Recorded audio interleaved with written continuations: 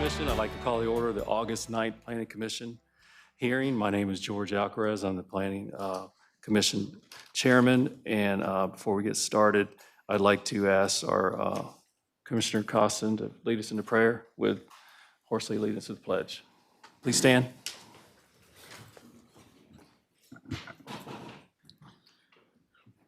Dear Father, we thank you for your goodness and your mercy. God, we thank you for all that you have done for us. We thank you for this wonderful city in which we live. Father, we ask that you would give us direction today, oh God, that you would give us of your wisdom and your understanding, God, that we may make decisions which will positively affect our community. In Jesus' name we pray, amen. Would you please join me in the pledge to the flag? I pledge allegiance to the flag of the United States of America and to the republic for which it stands, one nation, under God, indivisible, with liberty and justice for all. All right, thank you. At this time, I'd like everybody up front to just introduce themselves. Ms. Wilson, if you could state your name.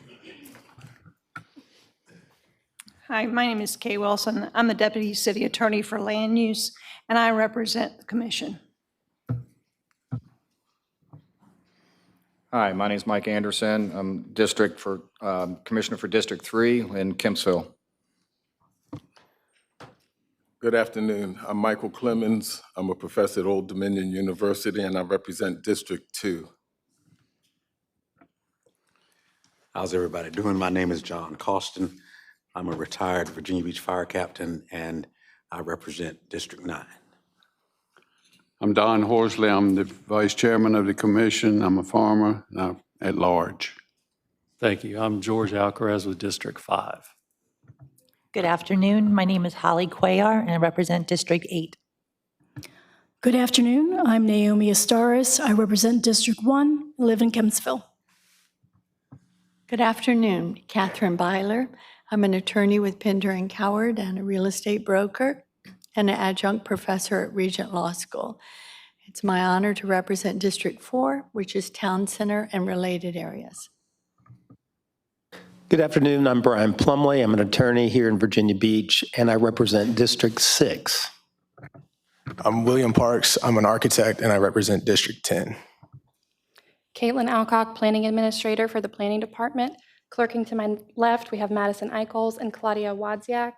We have out in the audience, Planning Director Kathy Warren, Deputy Director Carrie Bookholt. With our Planning Administration team, we have Wad Dow, Marshall Coleman, Elizabeth Nowak, Michaela McKinney, and Sadie McNaughton.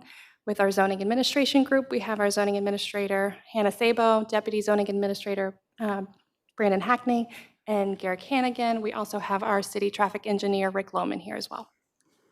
All right, thank you, Commissioners, and thank you, staff. At this time, I'd like to ask the clerk to describe the rules and regulations for today's business. Thank you, Mr. Chairman. The Virginia Beach Planning Commission takes pride in being fair and courteous to all parties in attendance. It is important that all involved understand how the Commission normally conducts its meetings. It is equally important that everyone treat each other and the members of the Commission with respect and civility. We request that cell phones be put on silent during this meeting. This is an abbreviated explanation of rules. The complete set of rules is located in the front of the Planning Commission agenda. Following is the order of business for this public hearing. Withdrawals and deferrals. The chairman will ask if there are any requests to withdraw or defer an item on the agenda. Consideration of these requests will be made first. The consent agenda. The second order of business is the consideration of the consent agenda, which are those items that the Planning Commission believe are unopposed and which will have favorable staff recommendation. Regular agenda. The Commission will then proceed with the remaining items on the agenda. When an agenda item has been called, we will recognize the applicant or their representative first. Following the applicant or their representative, in-person speakers will be called next, and then the speakers participating via WebEx. Speakers in support or opposition of an agenda item will have 3 minutes to speak unless they are solely representing a large group such as a civic league or homeowners association, in which case they will have 10 minutes. If a speaker does not respond or if a technical issue occurs which renders the comments unintelligible, we will move on to the next speaker or the next order of business.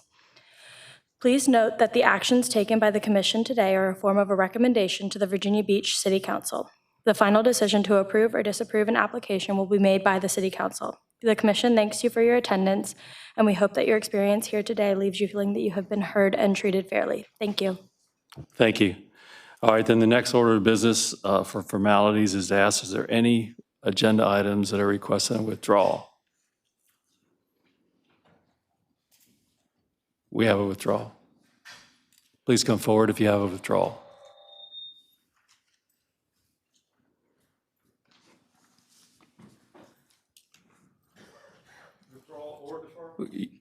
Withdrawal. Withdrawal. All right, there are no withdrawals. If you have a deferral, please come forward. Sorry about that. Formalities. If you could just state your name, what agenda item it is? I'm Wade Crane with Chris Gregory and the Kemp's Landing Shopping Center. What agenda item is that? Number 10, 8, somewhere in there. 7? Number 7? Should know. Item 10. Number 10. Number 10, thank you. All right, is that indefinitely or 30 days? 30 days. All right, thank you. That's okay. That's enough? Yeah. Okay, we wanted to be less than 10, so that's why we're. No. All right, thank you. Is there anyone here opposing to this being on deferral?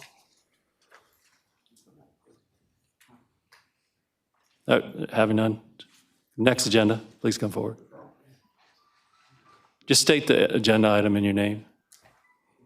Yes, it's agenda item number 9, Trinity Church. I'm Steve Davis, Singer Davis, representing the applicant, and we are requesting an indefinite deferral in order to take into consideration some comments we heard at a Civic League meeting recently that we don't have time to address before this meeting.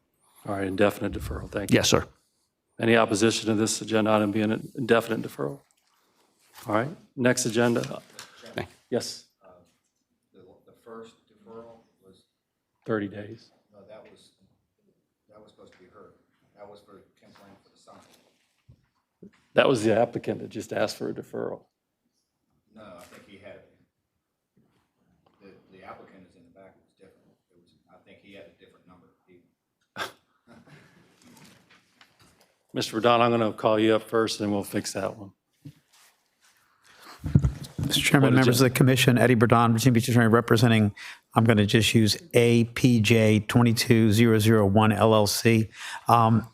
Case number, item number 2, we're requesting a indefinite deferral, but we will be back in 60 days to try to resolve the only issue that staff raised in their report. Number 2. Item number 2. Indefinite deferral for non. Indefinite deferral, but we will be back in 60 days, but just do indefinite for now. Any opposition to that being deferred? Thank you. All right, sir, can I have you come back up? I got to ask you a question, and it's my fault for not asking.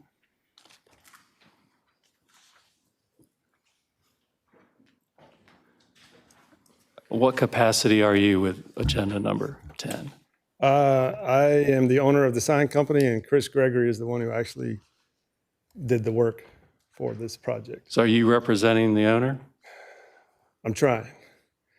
But I got a text while I was speaking with Emily. I didn't see it, but he wanted us to continue. The owner of the property wanted us to continue, which I just found out. I don't know if that's possible. Mr. Anderson, can you please enlighten me on this? Sorry for the confusion. We would like to hear, but we'll also discuss new design for the sign to proceed, so we don't have to defer it. Okay, I'm good with that. Thank you. If you can be seated, just strike number 10 for deferral, please. Thank you. All right, I have a motion for number 2 and 9 for indefinite deferrals. Move. Second To by Mr. approve the Parks. deferral? Mm-hmm. The vote is now open.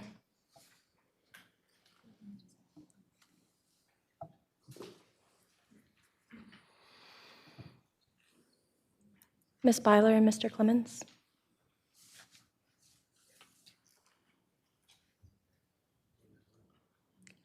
By a vote of 10-0, items 2 and 9 are recommended for indefinite deferral. All right, thank you. Now we'll move on to the consent agenda, and at this time, I'll move it to the Vice Chair, Mr. Horsley. Thank you, Mr. Chairman. The first item on the consent agenda today is item number 1, City of Virginia Beach, and it's we need to take a vote on the Planning Commission's annual report. I don't think we need anybody to read anything into the record. We just need to have a vote on that. All right, the second item on the consent agenda is item number 5, London Bridge Development, LLC. Is the representative here?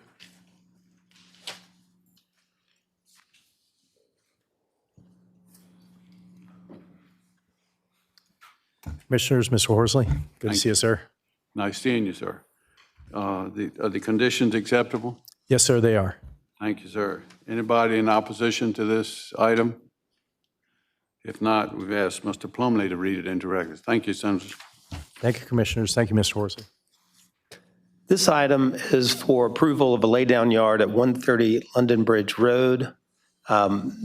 This is a yard associated with the Coastal Virginia Offshore Wind Project. It's on 18.25 acres, which is already zoned light industrial.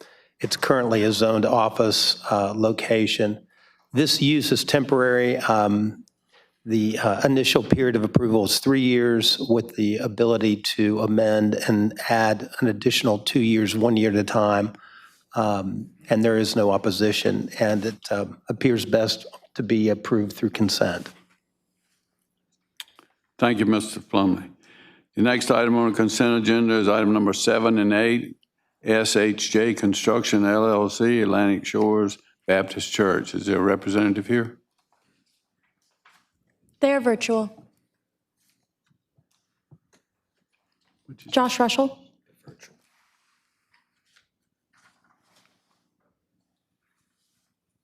Is there a representative here? Hearing. They're here virtually, Mr. Horsley. I think we're trying to connect with them.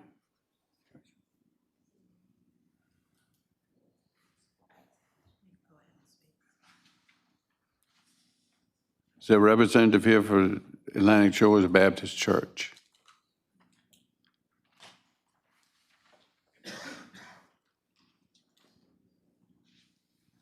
Doesn't appear that we have anybody to come and accept the conditions. I think under these circumstances, we go ahead and read it into the record and vote on it. Is that not correct? So, Commissioner Anderson, would you read this item in the record? Okay, this applicant is now requesting to modify the conditions of the previously approved conditional use permit to reduce the acreage of the site in order to sell excess property for the construction of a single-bay automated car wash facility. As required per the zoning ordinance, a conditional use permit is also being requested for the car wash facility on a 1.9 acre portion of this B2 community business zone parcel. The proposed hours of operation for the car wash facility were originally 8 a.m. to 9 p.m. daily, which has been amended to 8 p.m. daily with approval. No known opposition, and it is up for consent. Thank you. Next item is number 11. Burnett Baum Development Corporation, Virginia Beach Investment Company. Is there a representative here?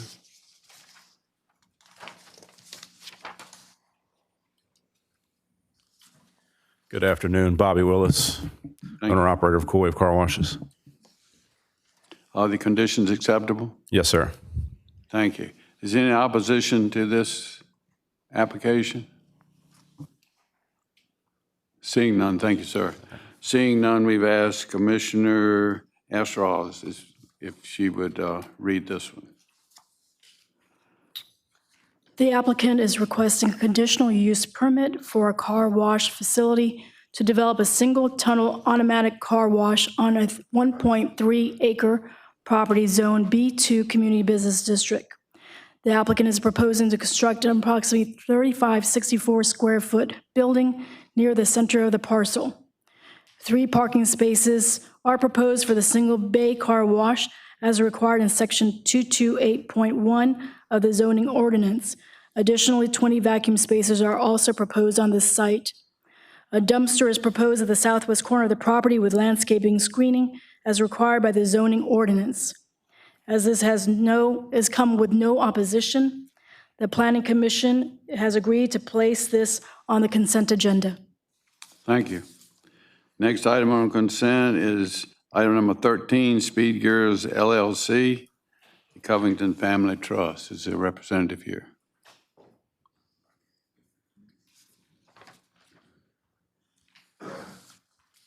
Good afternoon. Christopher Heidelberg, owner, operator of Speed Gears.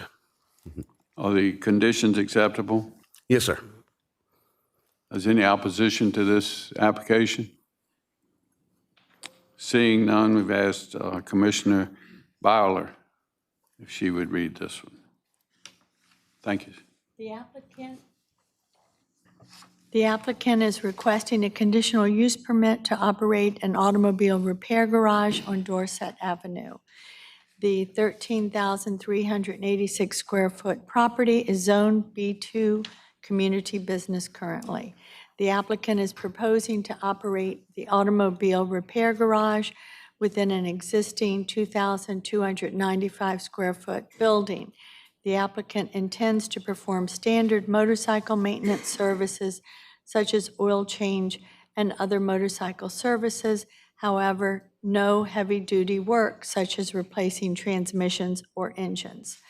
This will largely be customizations and aesthetic work on motorcycles. The applicant has agreed to the conditions recommended by staff, and there is no known opposition. Therefore, is it appropriate to be on the consent docket? Thank you. The next item on consent agenda is item number 14, Francis Robbins Oman.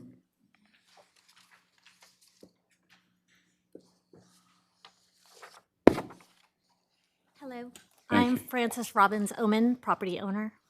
Thank you, and this is short-term rental, and you have some conditions. Are the conditions acceptable? Yes, I swear. Thank you. Is there any opposition to this item, this short-term rental item? Thank you, ma'am. Thank you. The next item is item number 15 and 16, Jim Lutz.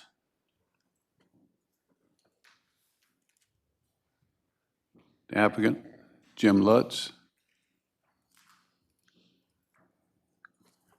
He's not present. I'm assuming that we'll do the same thing with this one. So we've asked Commissioner Cuellar if she would read item number 14, 15, and 16 into the record on the consent agenda. Thank you very much.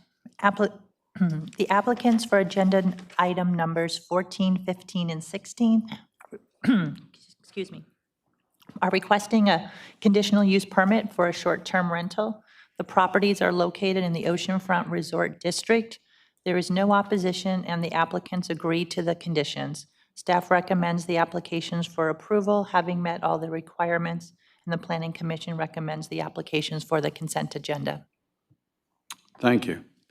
The next item is item number 17 and 18, Ascensions Group LLC, the AG The Wave LLC. Yes, sir. Chris Brower, represent Ascensions Group and AG The Wave LLC, owner applicant. Are the conditions acceptable? They are. Is there any opposition to this short-term rental? I ask Commissioner Plumley if he'd read this into record. Thank you, sir. Thank you. Yes, these are agenda items 17 and 18 for the addresses 422nd Street and 2106 Arctic Avenue. There is no opposition to the short-term rental request. There's been no past violations shown at these addresses, and therefore it appeared to be appropriate for the consent agenda. Thank you, sir. So, Mr. Chairman, I'd like to place a motion that we approve item number 1, City of Virginia Beach. Item number 5, London Bridge Development, LLC. Item number 7 and 8, SHJ Construction Group, LLC.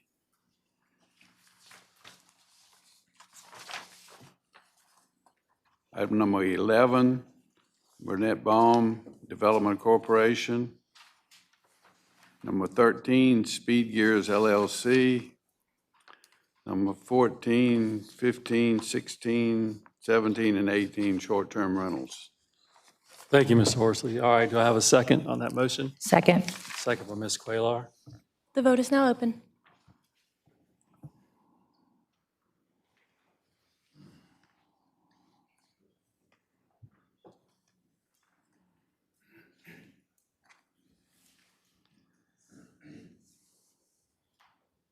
Ms. Cuellar? By a vote of 10 to 0, items 1, 5, 7, 8, 11, 13, 14, 15, 16, 17, and 18 have been recommended for approval. Thank you. Those that have gotten consent, if you could contact your planning department rep, and they'll let you know when you'll be on city council. Thank you. The next items are the regular agenda. You want to list those?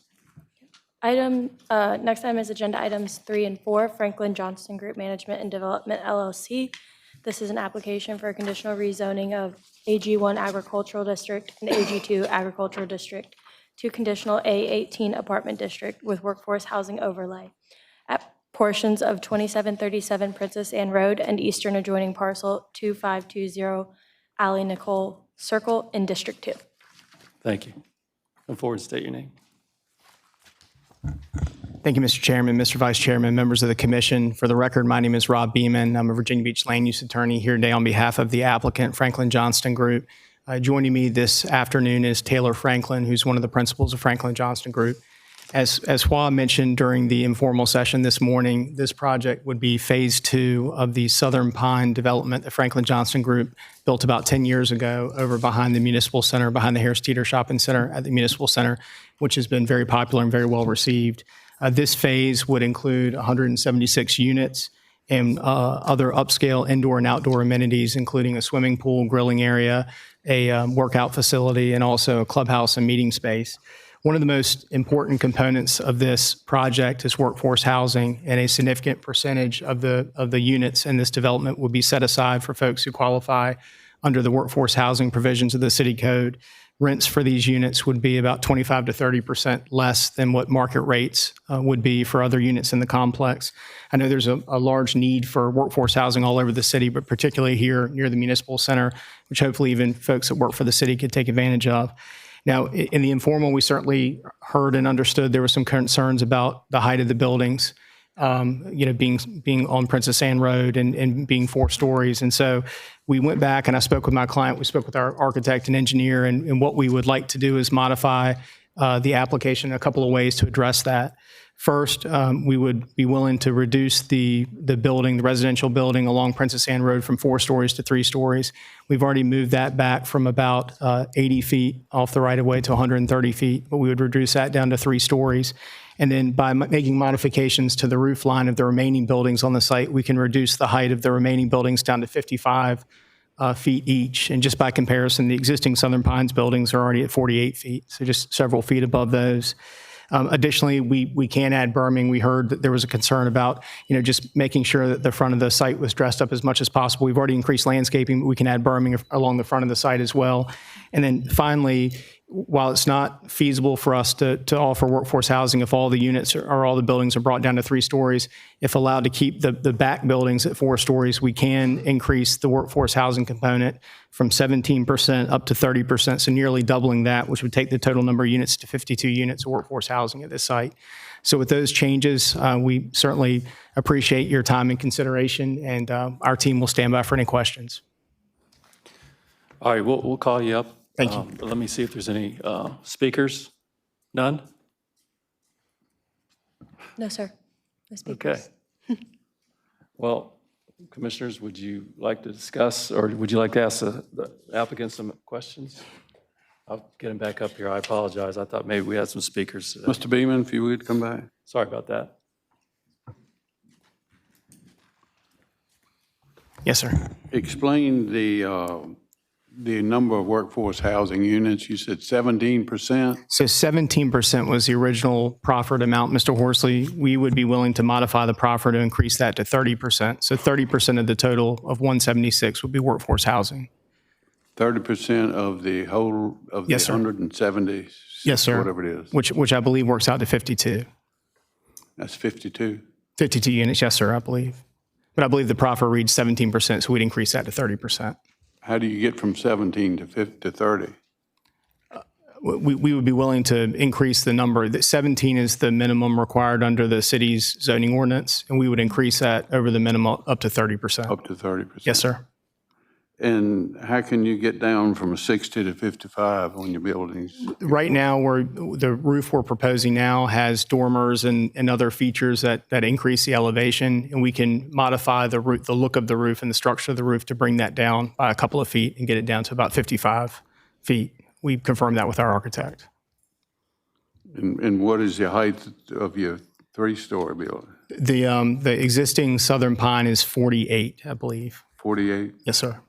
And this is phase 2 of Southern Pines, right? This is phase 2, yes, sir. And I also understand that the property sits a couple feet below Princess Anne Road. We have no plans to raise it, so there will even be another couple of feet, that the building will be reduced in appearance. So it'll be, roughly equivalent to Southern Pine. And then, of course, the front building we would take down to 3 stories.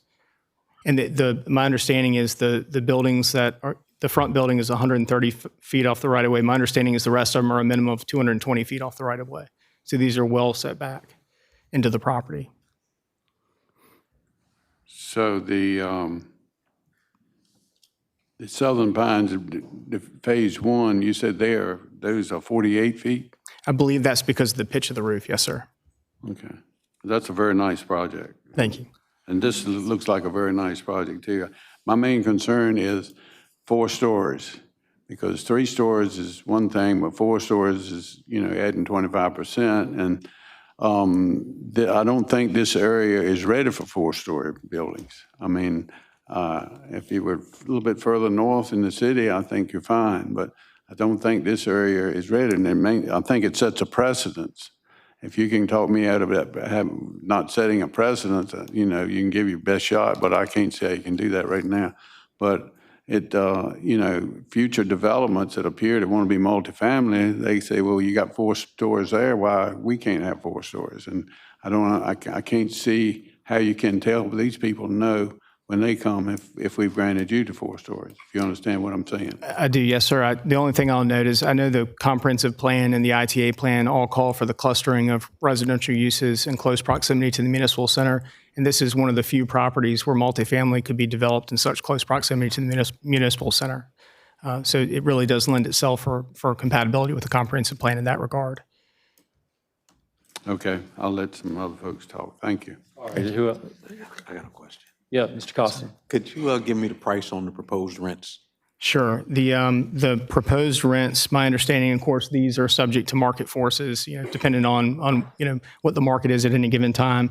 But a 1-bedroom, now my understanding would be about $1,350, a 2-bedroom, $1,575, and a 3-bedroom, $1,800. Thank you. Yes, sir. Mr. Clemens? Yeah, thank you very much. Yeah, I appreciate the modifications and adjustments that you've done to the original proposal. I guess that my question has to do with the reduction of the height of the buildings. Aesthetically, will that affect the drawings that we've seen? It will change the drawings a little bit. My understanding is the proposed roof line is similar to what Franklin Johnston Group has used on some of its other projects here in the city of Virginia Beach that have gone through the same process. So we believe it'll be attractive, and of course, we'll run it by the planning department as well. What our intention is to modify the exhibits between now and council, and we're happy to put that on the record and work with staff to get those changes made ASAP after this hearing. Great, thank you very much. Yes, sir. Mr. Hannison? I know there's been a little discussion about the Princess Anne Road Yes, sir. entrance and exit. I think staff was against that. What's your opinion of being Sure. able to have that access? Sure. So we're proposing the primary access to be off George With, which is an internal right-of-way that kind of winds its way up into the interior portions of the site. And I believe the site plan, you've got it in front of you. So, and you'll see we've added a more significant and prominent entrance feature there, and the property will be addressed off of George With. But given the way the property lays out in its location on Princess Anne Road, we believe it would be unreasonable and a little bit risky not to have some access on Princess Anne Road, particularly for folks who are coming south down Princess Anne Road. If they can't turn into the site and they don't have access, they'll see it, but they won't know how to get into it. and they'd have to, go all the way down to Nemo, turn, go all the way back up through the shopping center to access the site. And, for folks who live there, that may be one thing, they'll get used to that. But what we're worried about primarily is folks who don't visit the site often, visitors, delivery folks, or even first responders trying to find the property. And just having a right in, right out, we don't believe would adversely affect the traffic pattern. I believe it even kind of transitions down to about 35 at this stage. We have proposed a right turn lane as well for traffic coming in and out to be able to queue. So we don't believe it would have an impact on the road network, and we believe it's kind of the reasonable solution for this property. Excuse me, has there been any traffic surveys for the new entrance? We did conduct a traffic study as part of this application, and that was submitted to staff. And I believe the only recommendation was a right turn lane, if I'm not mistaken. That's my recollection. All right, Mr. Plumley. Thank you very much. Frankly, I appreciate the density at this location. I think it's necessary. I do also appreciate the concession with regards to the height, because I think that's what we're trying to achieve is a lower height. Ultimately, if you don't believe that the roof line is compromised or non-problematic. I was also interested on the entryway to Princess Anne. And as a right only, I don't think that has ultimately a negative impact to traffic there. Is the traffic study indicating that there needs to be any sort of signal or anything of that nature? No, with sir. the numbers coming out of the development? No, sir, it is not. And one thing or two things I wanted to point out, the access will actually not line up with Currycomb across the street from it. So one of the concessions we made or modifications we made to the plans after meeting with some of the folks across Princess Anne Road, they didn't want our access to line up with Currycomb. And so what we did is we shifted it south on the property, so it's behind a fixed median. And so there's no opportunity for any sort of effect or impact. Cut straight across, I see. That's right. You can't cut straight across. It's well down. You'll see on the kind of the southern end of the property. All right. And reducing the number of stories on the front building, you've agreed to that. Yes, sir. You've agreed to lower the roof line on the remaining buildings and increase from 17 to 30 the workforce housing to get us to 52 units at this site. That's all now going to be what proceeds to council. That's right. All that will be written into the proffers, into the exhibits, and then also the addition of the berming as well along Princess Anne. Thank you. Yes, sir. Any other questions? I have a couple. The berm, do you know what height that would be? I believe we're proposing 3 feet. We can work with the staff on what they'd prefer, but I believe 3 foot is fairly standard, but we can work with them. If I may ask our traffic engineer to come forward, just got a question on the right in, right out.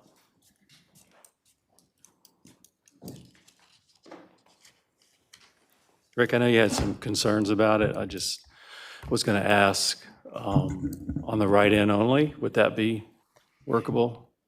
So the master transportation plan, it dictates where access can be and where it can't be. And in the Princess Anne corridor study takes it a step further to say that, no access should be granted from no direct access should be granted from Princess Anne Road. The way it was laid out back in, the early 2000s. And if you notice that right-of-way there where George Wythe Drive is, that right-of-way already existed. We set that up to have reverse frontage. And that's what's called out for in the Princess Anne corridor study, which was adopted by City Council and updated in 2009. So, the reverse frontage was the way that we wanted, access to be set up off of Princess Anne Road so you wouldn't have direct, private access off the road. If you say is a right only acceptable, and the right only is better, right in only is better than the right in, right out. And when the representative had said all we asked for was the right turn lane, we didn't ask for the right turn lane except if we didn't want the entrance there at all. So frankly, we didn't review the study because, again, we're saying please don't put the access point there. If we talk about precedent of four-story buildings, again, we're setting a precedent here by allowing access off of Princess Anne Road. So what's to keep the next one, the next applicant from requesting access to Princess Anne. So write-in is obviously better than write-in, write-out, which is obviously better than a full median access. But the comp plan and the Princess Anne Quarter study are pretty clear to state that no direct access should be given. Yeah, my concern was just emergency access. I know the locality, you got fire and rescue right next door. Right. But if someone was, if an emergency situation was there and they had to head south, you'd have to go all the way around. And what we've done on other developments, other apartment or other, even residential is you can put an emergency access point there. It'll be grassed. It'll be grass paved so that the fire department can drive over top of it. It's going to have a gate with a Knox lock, which means that the fire department and the police and EMS have access to that lock. They have keys to those locks so that they can get in the case of an emergency. We do that in other parts of the city for other, in other areas where we don't want to have a full access point that's used by the general public. But it is available. That's available as an option. And it looks like any other piece of grass, it's except that there's, it's paved underneath. All right, thank you. Sure. Is there any other questions? Oh, I'd like Mr. Beeman to come back up for a second. thank you.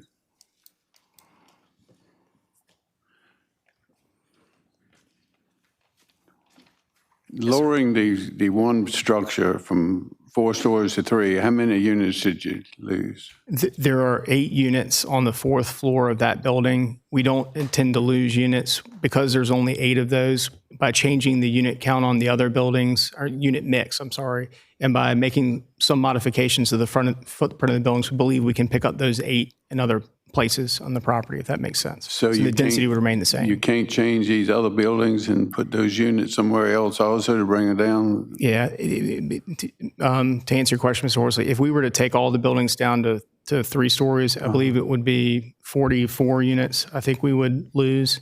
And the property is only 6.3 acres. We just don't have enough places to put those units on the site. So if you did go to 3, how many units would you'd lose? 44 units? Yes, sir. Okay. And that would bring you down to 130 something, is that Yes, right? sir. Yes, sir. And you can't, how about workforce? How many? My understanding is if we brought everything down to 3 stories and lost all those units, it wouldn't be feasible financially to do workforce housing on this. You wouldn't have any workforce housing? Yes, sir. It's kind of hard to understand, but anyway. So you got to get, in other words, to get workforce housing, you got to build skyscrapers. Is that what you're telling me? Which is 4 stories, sir. Yes, sir. Okay, thank you. Yes, sir. All right, thank you, Mr. Beeman. All right, we'll close it now for discussion. Can I have somebody? Mr. Plumley. If I can make a motion, then we can have a discussion if you're ready for a motion. I'd rather have a discussion, without yes. it? Okay. My point I'd like to bring up is that I appreciate very much the concessions the applicant has made. Understand the height concern and the number of stories and the precedent it sets. The growth of the city, I think, is demanding that we consider greater density. In particular, I think we need more workforce housing available.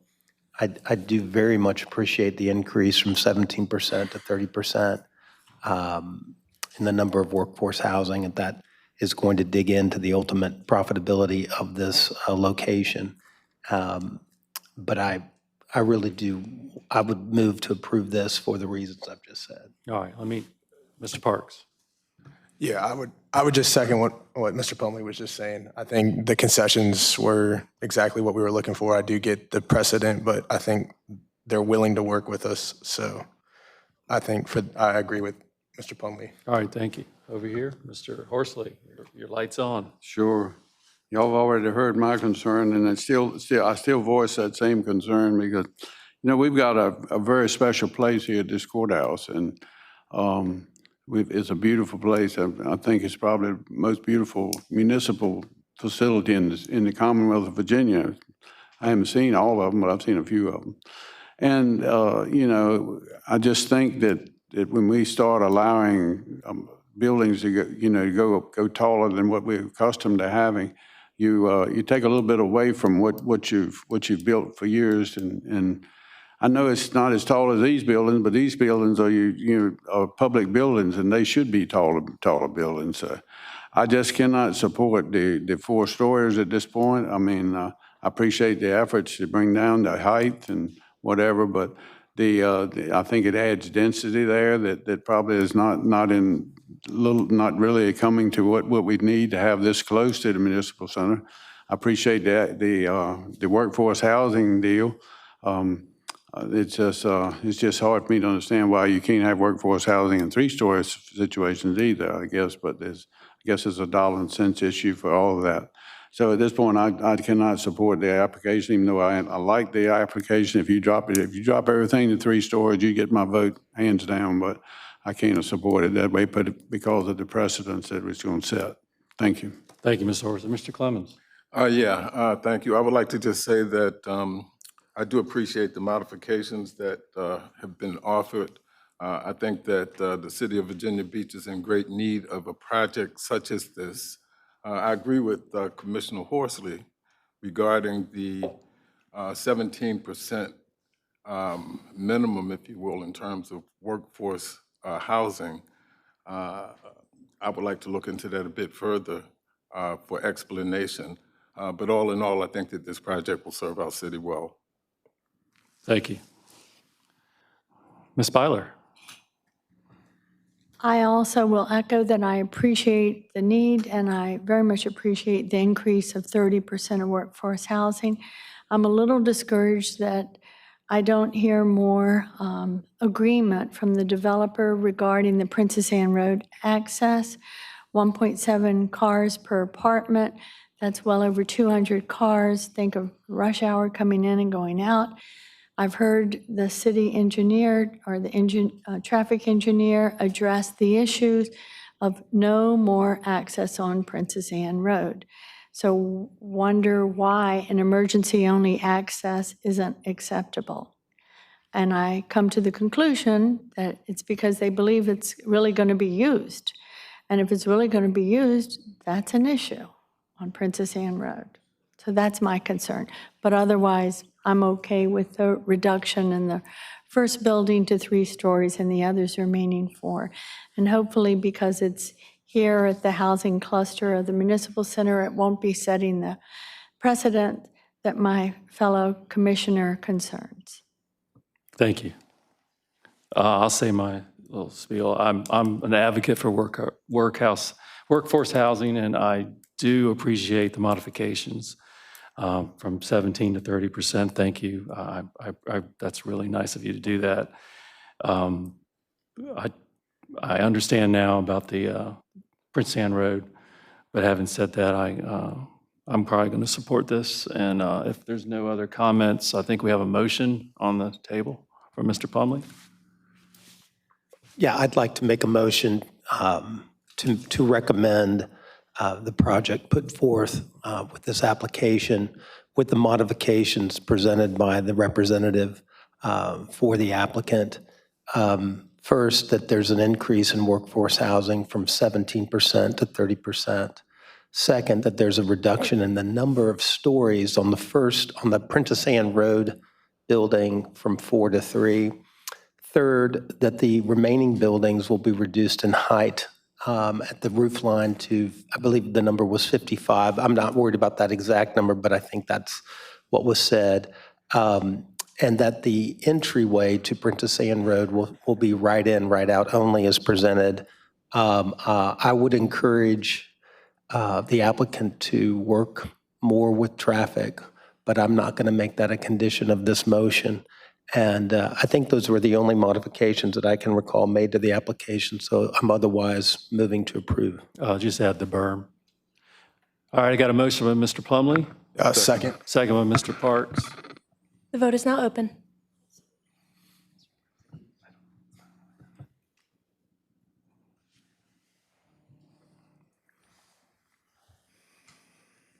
By a vote of 9-1 with the modifications of conditions, items 3 and 4 have been recommended for approval.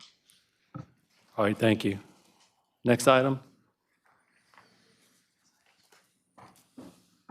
The next item is agenda item number 6 for Wycliffe Presbyterian Church, an application for modification of conditions to a religious use at 1445 North Great Neck Road, 2307 Millwood Road, and the parcel between 2307 and 2309 Millwood Road in District 8. Mr. Badon, let me just ask. I'm going to ask the commissioners. I take it most of the speakers are in here or for this agenda item. Is that true? Okay. Yes. I'm going to ask the commissioners, would you like to put this at the end and hear the other two so we can get them out of here and go that route? I just need consensus here, please. Mr. Badon, I'm sorry, we're going to move this to the end, if that's Does that okay. mean that Mr. Costin can skip out on us? What, he gave me till 3 o'clock. So Okay. apologize. We want to get these other two out of the way so we can all be heard. Thank you. Moving on to agenda item number 10, Christopher Gregory, an application for modification of conditions at 5152 Princess Anne Road and 5168 Princess Anne Road in District 3. Please come forward, sir.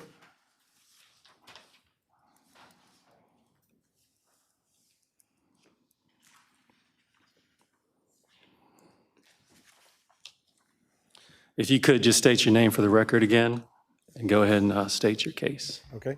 My name is Wade Crane with IDF Pensign for the signs at Kemp's Landing Shopping Center. All right, if you don't have anything to say, I'm going to divert over to Mr. Anderson because he's got some questions, correct? Discussing the design of the entrance signs as far as historic Kempsville B4K, we wanted to discuss and with the owner and I guess you guys to redesign it to fit better into the historic district. Yes. Along with the look of the shopping center itself, so it's a combination. Yeah, we are absolutely willing to do that, and as soon as that can be arranged, we'll be happy to do that. Ms. Wilson, may I ask you a question? How do we move forward with approving this when it's not stated what those conditions are? What we're going to have to do, actually, I think this would be better deferred, and then it would come back with something you all could see. So even though we got deferred at first, and now we're not deferred, it would be better to defer it, because if we're going to do that much change, I just thought maybe we were going to go internal to external. And so if that was the simple thing, that would be easy. But if we're going to do a whole redo of the sign, I think it needs to be deferred. Mr. Anderson, you feel comfortable with that since you're going to be meeting with them? Well, I was We need question- to have a definite design is what we need to bring forward. Yeah, to City Council. if we change the design, it has to come in front of planning before City Council? Yeah, we'll just defer him for 30 days. He'll come back next month. Is it possible to have the owner come up here and address his wishes? Because I'm not 100% sure if the angle. Are you listed as his agent? He's a sign maker. I'm listed as the applicant. Chris Gregory is the applicant. If the applicant could come up. Is he here? Yes. Mr. Saunders is here, the owner. We don't want to get in a long conversation with designing right here in front of everybody. We just want to know. It's very difficult to do. Very short and sweet. Good afternoon. Thank you very much for letting me come up. My apologies for not being registered as a speaker. My name's Chris Sanders. I am a resident of Virginia Beach and the owner of the Kemp's Landing property. The request for deferral, we'd actually prefer not to if we could. And talking to Mr. Anderson, Commissioner Anderson, the thought was the design needed to be tweaked, not changed in a wholesale manner. So I think he had some characterizing as minor concerns. Minor concerns on the design, but could be fixed very quickly. Yeah, and truthfully, those concerns may be the difference between having the sign as it is now and adding some brick bases to the sign to give it a little more attraction to the existing building. Well, then I have to get some guidance from planning and our legal, because I think it has to be spelled out what we're sending to City Council. Sure. So let's ask. Yeah, I'm sorry, but I think it has to be deferred. Okay. If we're changing things of materials and things like that, I mean, if we would do a simple external to internal, I could do that, but I can't do it with a design this has come through and you people don't even know what you're voting on. Thank you. You people, the planning commission. Mr. Anderson, can you make a motion to defer, please? Okay, I'll make a motion to defer for 30 days. Second. The vote is open. Second by Mr. Plumley.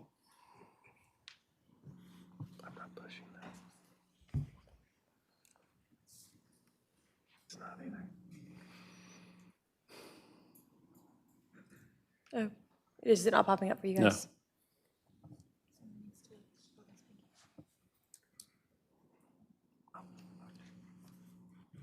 It voted. Interesting. Voting. We timed out. I can do a verbal vote. Mr. Anderson? I'm doing verbal, so aye. Ms. Byler? Your verbal vote? Mr. Clemens? Aye. Mr. Costin? Aye. Ms. Cuellar? Aye. Ms. Asterios? Aye. Mr. Parks? Aye. Mr. Plumley? Aye. Vice Chair Horsley? Here, aye. Oh, I voted. And Chairman Alcaraz? Aye. By a vote of 10-0, this item has been recommended for a 30-day deferral. So it'll be deferred if you can get in touch with your planning rep and also your planning commissioner. Thank you for your consideration this morning. Thank you for coming up. Next item, please.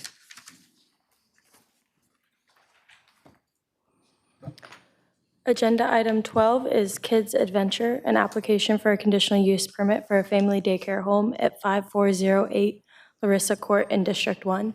And our applicant is virtual for this one. Ms. Madanat Adudwin.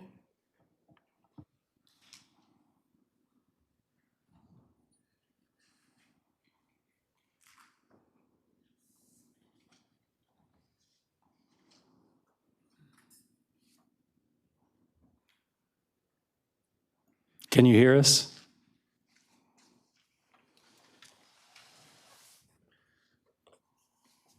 You get anything?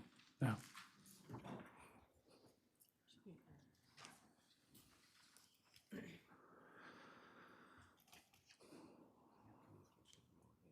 Can you work on that? And we're just going to go back to number 6. Thank you.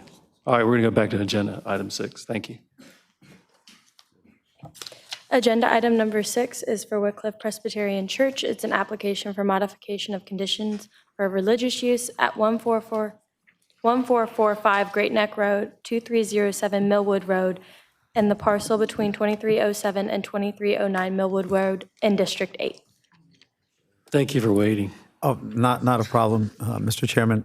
Chairman, members of the commission, for the record, Eddie Burdon, Virginia Beach attorney. I'm coming before the commission this afternoon representing Wycliffe Presbyterian Church.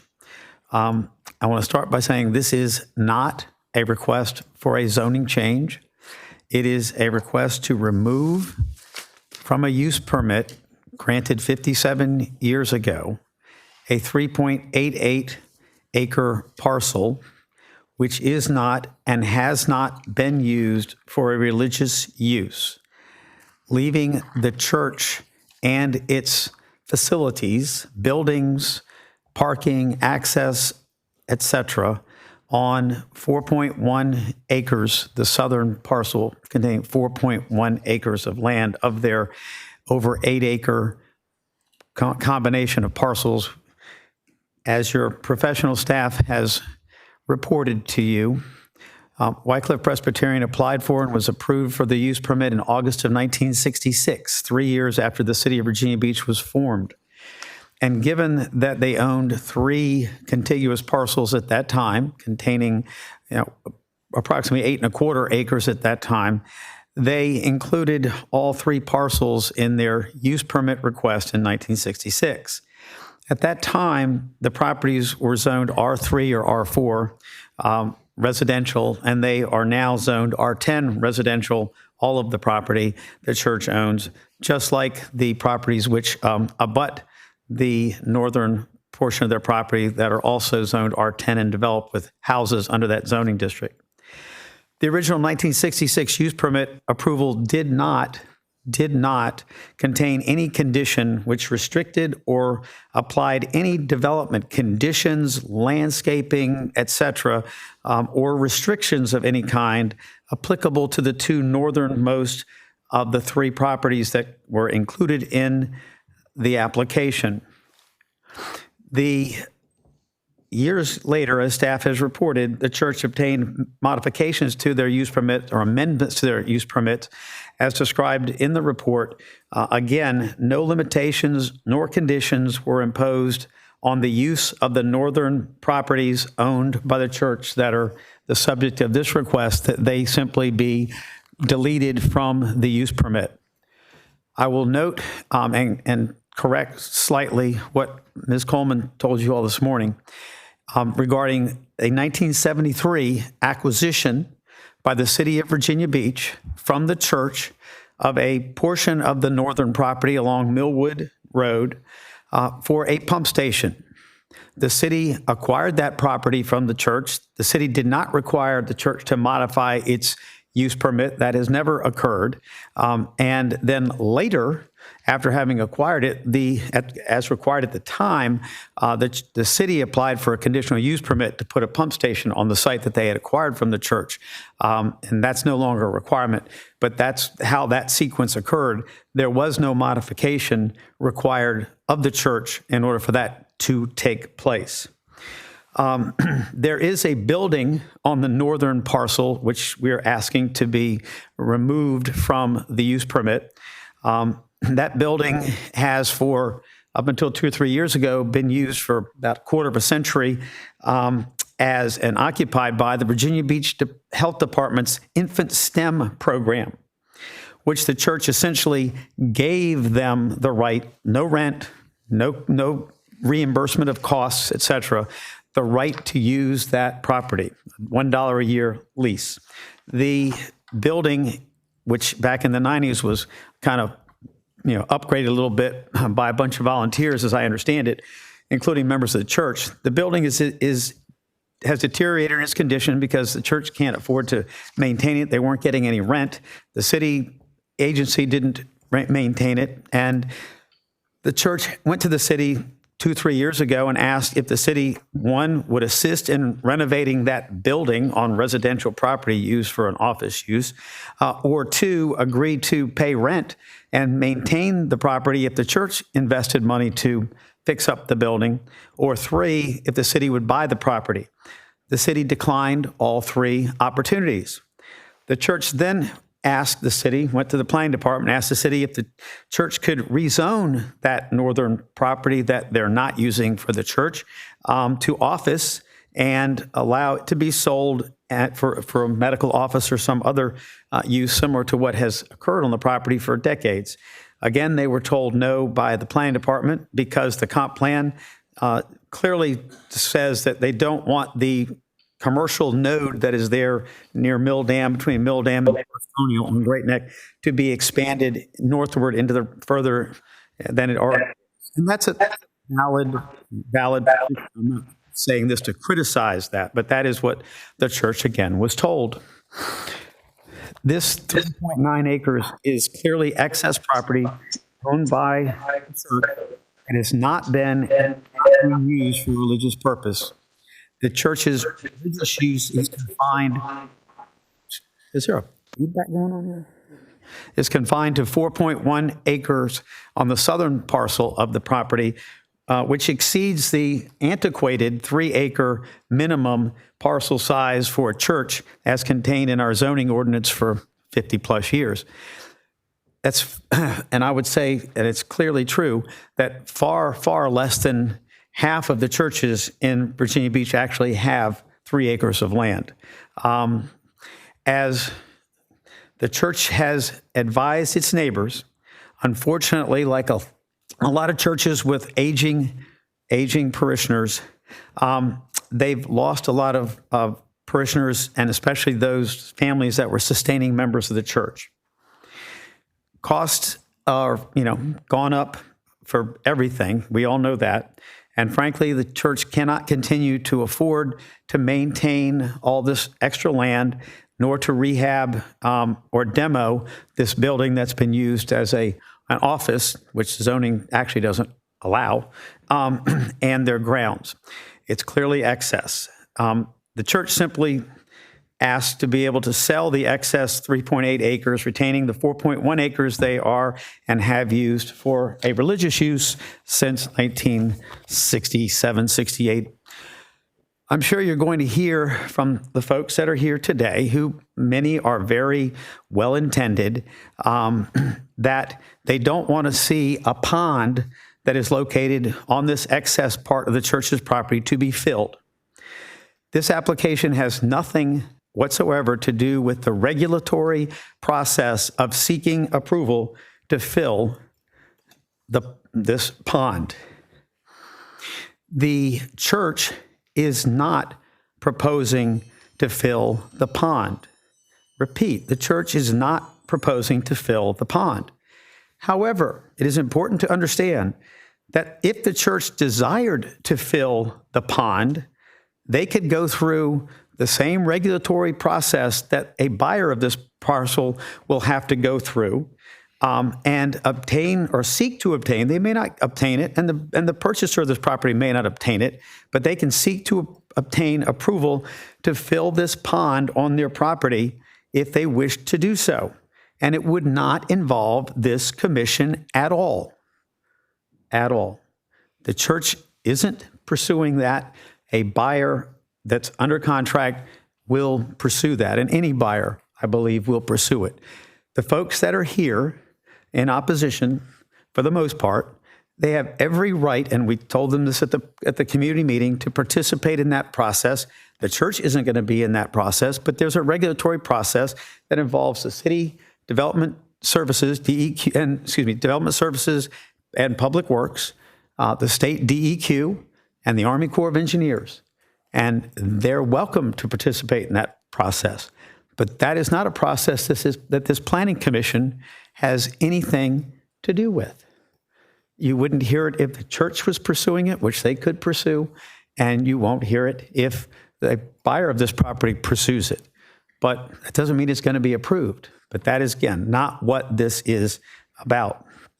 And there is, again, no condition whatsoever on the church's use permit which involves or requires that the church maintain a pond on its land. That does not exist.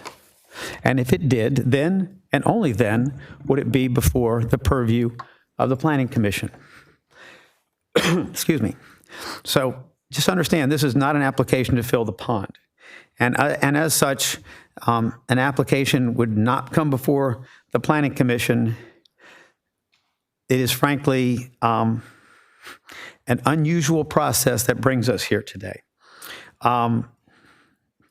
The City of Virginia Beach's circumstance with the pump station I explained to you, the Virginia Beach Tennis and Racquet Club, just up Great Neck Road, that I had the pleasure of representing for many years, Tom Betts prior to me, on Thomas Bishop Lane. They had a bubble, some of you may remember, with tennis courts under it from back in the 70s, I believe. Their whole tennis facilities under a conditional use permit for recreational facility, outdoor recreational facility. A number of years ago, I represented them, applied for, obtained a modification of that use permit to build a new indoor facility, and it maintained the tennis courts that were under the bubble as tennis courts and a parking lot. Again, a part of the use permit. A number of years later, Dr. Shiflett and the ownership decided they needed to sell some of that land. It's owned residential for houses on the opposite side of Thomas Bishop Lane, where the bubble had been, where the tennis courts and the parking lot for that bubble had existed. Once again, went to the Bay Board, but there was no requirement from the city that this private business, if you will, have to modify their use permit to eliminate the tennis courts. There are two other applications, one being the dockside or situations, the dockside restaurant on Shore Drive, Vista Circle, represented the Athey family for years. Their original use permit for a marina included every bit of their land for a marina back in the, again, mid-60s. a number of years later, they decided to build a restaurant on their property, a by right use, but not anything that was shown on their use permit application or their plans for their use permit. And there was no restriction in that use permit that said they couldn't put another by right use on their property. Case in Barco, Winston-Salem Avenue, the oceanfront, the exact same circumstance. Got a conditional use permit from the city back in the late 60s for a marina. He showed a little bait house on the property. That's it. A number of years later, when he was building everything, the economy went tanked. He didn't build the little bait house. He came in and built a restaurant on the property. Once again, a by right use of the property, not restricted by the original use permit, but not shown on the original use permit at all. Did he modify his application or required to modify his conditional use permit? No. It's not. This is an unusual, unprecedented, in my view, circumstance. This church is being required to do this in the first place.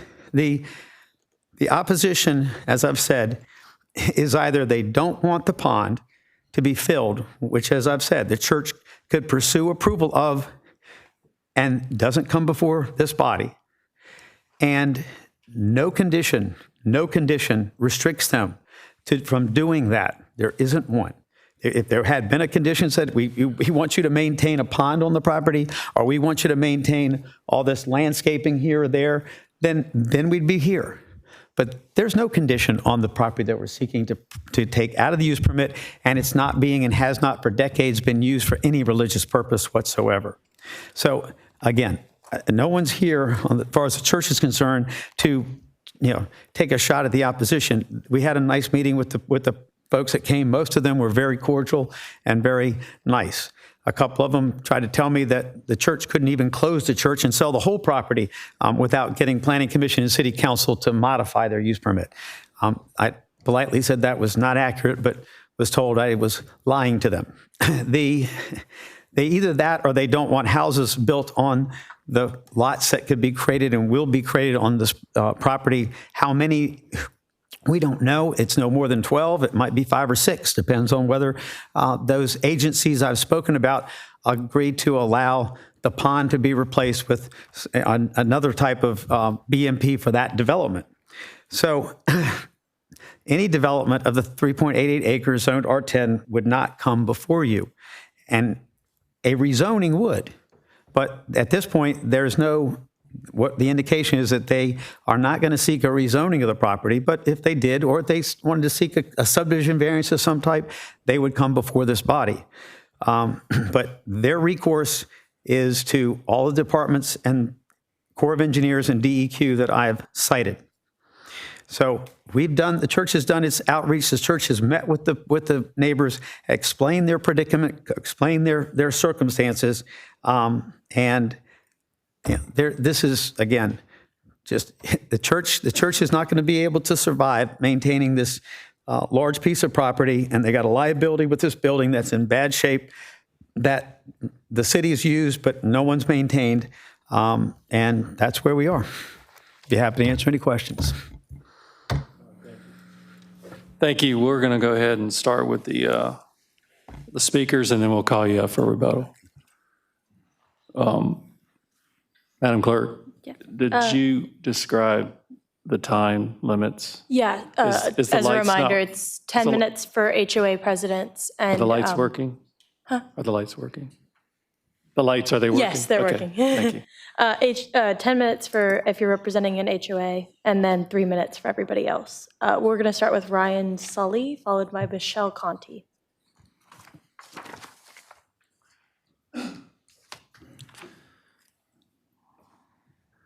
Afternoon. If you can just state your name. Are you representing the homeowners? Hi there. How you doing?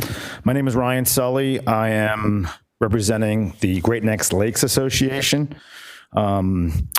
which represents about 100 homes that back up to Great Neck Lake, which is one of the lakes, Conrad 2, Conrad 1, and Conrad 3, 3 lakes that are associated with our Lakes Association, one of which is on the docket to be filled in that Eddie was just referring to. And just a little quick background, I'm a 20-year Virginia Beach school teacher, Independence Middle School. Anybody locals out there? And I also live on Millwood Road of Great Neck Estates. And before we even kind of open up things, I just kind of wanted to thank the board here today, because it's, a lot of times things go on in our neighborhoods that we don't have any control over, but it's nice to have a public hearing like this, that we're allowed to come here and voice concerns in this kind of democratic society we lived in, and have our voices heard before just decisions are made. So there's many people here today. That's why I feel like we got bumped to the end. So I just kind of want to make sure that those people that are here today in opposition of the Wycliffe development just stand up at this point and just be seen and possibly be heard later on. Thank you for coming. That's awesome. Thank you guys for being here. So as the representative of many people, and we have discussed this, it's been in the works for about 2 years since I think we brought it to our the Lake Association, and we usually have 3 annual meetings throughout the year, and it's definitely gained a lot of ground just in this past, I'd say in the past 3 months. I know Eddie had said something about the church reaching out to the neighborhood, but that was very recent. So since more awareness has been raised over the course of these few months, many more people are coming out of the woodwork to speak up for our neighborhood. So the main point of what you're going to hear today is that, number one, the people that are here are very concerned, and we care about our neighborhood. That's number one. And number two, we're asking the board today just to slow things down and to put a halt on the rezoning and removing that 3.879 acres. Because once you guys take away that as a church religious purpose, it's going to allow the development. And in that development will be the homes, will be the removal of wetlands, and it's 2 fronts that we're worried about. It's not just the homes. So I know that was brought up, but we are very concerned about that wetland, Lake Conrad, removal of that lake, which feeds into all the Great Neck Lake and Conrad 2 and the other lakes that are affected by it. So many other areas are affected just by the removal of that wetland area. So please just consider that, because we have many people that are here today that are passionate, and we've got some amazing stories from people that lived in the neighborhoods for 20, 30 years. So again, it's going to come down to the fact that, we care, and that's why we showed up today to let our voices be heard. Myself included, I have 2 little girls at home, and I told my father-in-law, I said, go take them around the corner of the park, and that very park could potentially be destroyed, where the infant child center is located. And I said, Tom, send me a picture. I can show the board, like this is where my kids are playing right now, that we have advocated for to not be torn down. And that is like our overall lofty goal, is that this property be kept as a green space. The Great Neck Estates does not have a neighborhood park, which many neighborhoods up and down Great Neck do have parks, and we'd love to see that happen. And as a lofty goal to keep this space green, and to see it being bought by the city potentially, and have that avenue just be addressed, which in my discussions with Steve Bouchard of Bouchard Homes that wants to do the development, he's definitely open to. But we don't want to take off the handcuffs per se, and allow him the opportunity to do whatever he wants to this property when this rezoning goes on. So we're just asking you guys today to hopefully, slow things down, give us a chance to get more time to go down other avenues of possibly the city hearing some more arguments for buying this piece of property, because we know that once permission is given to rezone and to build, it's something that we probably can't undo. Once you fill in a lake, we're not going to put the lake back together after that. And hearing Mr. Bourdon talk about the city denying that area a business permit, why do they do that? That kind of says, okay, well, somebody at some point said this should stay a pristine area. Let's not go against that. Let's not, give someone the permission to do whatever they want in this area. And I do believe that Wycliffe wants to see the best go on there, and they would not just up and fill in a lake just because they can. So what Mr. Bodone was saying about that, we have a very strong association. We put together groups, we put together social events, we obviously collect dues. And if there was ever a major issue that was going on, the amount of love and concern that is there for the lake, if the church and the community needed to work together to help maintain some property, there's no doubt in my mind, seeing how many people are coming out here today, that we could help whatever endeavors or whatever things that the church needed to see done for that lake to help maintain it instead of just filling it in, just because they could.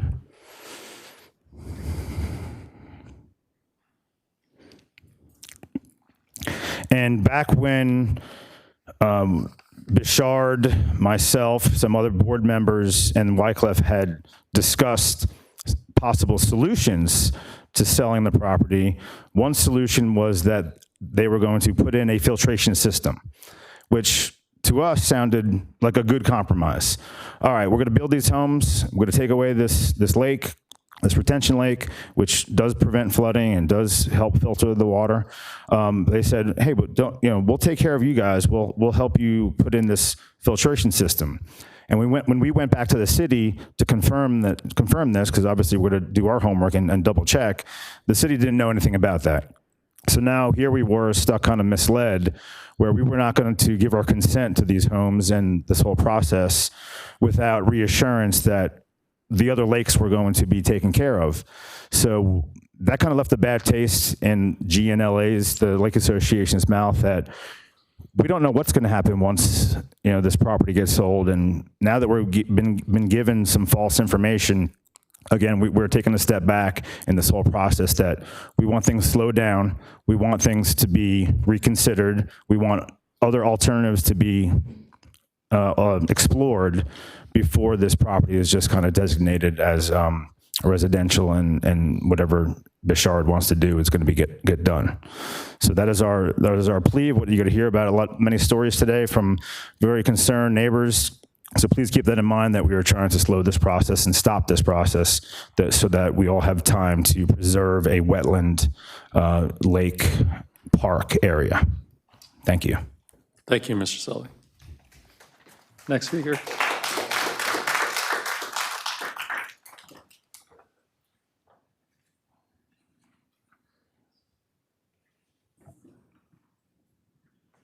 Michelle Conti, followed by Rona Marsh. If you can state your name, please. Michelle Conti. Okay. As a 25-year member of the original Wycliffe congregation, the philosophy of the Presbyterian Church doctrine compels me to speak up. We are called on to be active regarding social and moral issues, including environmental concerns. As a Virginia Beach resident, you only have to look around to realize the biggest threat we face is the one our sister city is drowning in: water. It constantly is in the news, and our leaders promote ways of dealing with flooding and standing water. Our city actively promotes retention ponds as a formidable tool to combat stormwater runoff. As a city, we have spent countless dollars to stay above water. Building infrastructures that include drainage are a large part of our public works budget. Having a natural watershed is a priceless blessing. Our watershed was even dredged to maintain its integrity. The idea that we would fill in a long-standing natural watershed easement in order to build 12 more houses defies logic. In addition to filling in a lake, the removal of 140 mature trees will only exacerbate the issue even further. The cost and effectiveness of pumping solutions increases the drainage and financial liability problems for our city. This decision should not be driven by the monetary income it creates for the businesses engaged in the transaction. The church has received over 60 years of tax relief and is now requesting a modification of use and boundary change to profit at the detriment of the neighbors and wildlife that call this area home and have for decades. The church is not entitled to a zoning change any more than its neighbors are. Maintaining the status quo provides reasonably expected stability to surrounding properties. The financial need of the church does not negate the conditions they accepted when purchasing the property. The lake was here first and should be the priority in any encroaching development. The developer who has published plans to fill the watershed has a track record of overpromising and under-delivering on their prior projects and is viewed as a negative impact on completed projects in Virginia Beach. While the project may look possible on the paper plans, just because it could be built doesn't mean it should be built. There appear to be errors in the JPA, including use of an outdoor sanctuary, age of the building and bridge being greater than 50 years, and the submitted size of the impacted area. These items should be more closely examined for accuracy as it pertains to environmental regulations. I would suggest the City of Virginia Beach's large public works budget include regular maintenance of this watershed.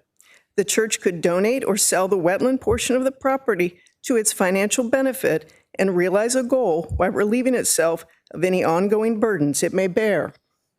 It would set an example of responsible ownership and goodwill to its neighbors. After all, isn't that what it's all about? All right, you've exceeded your time. Thank you. Thank you. Rona Marsh, followed by Virginia Paceris.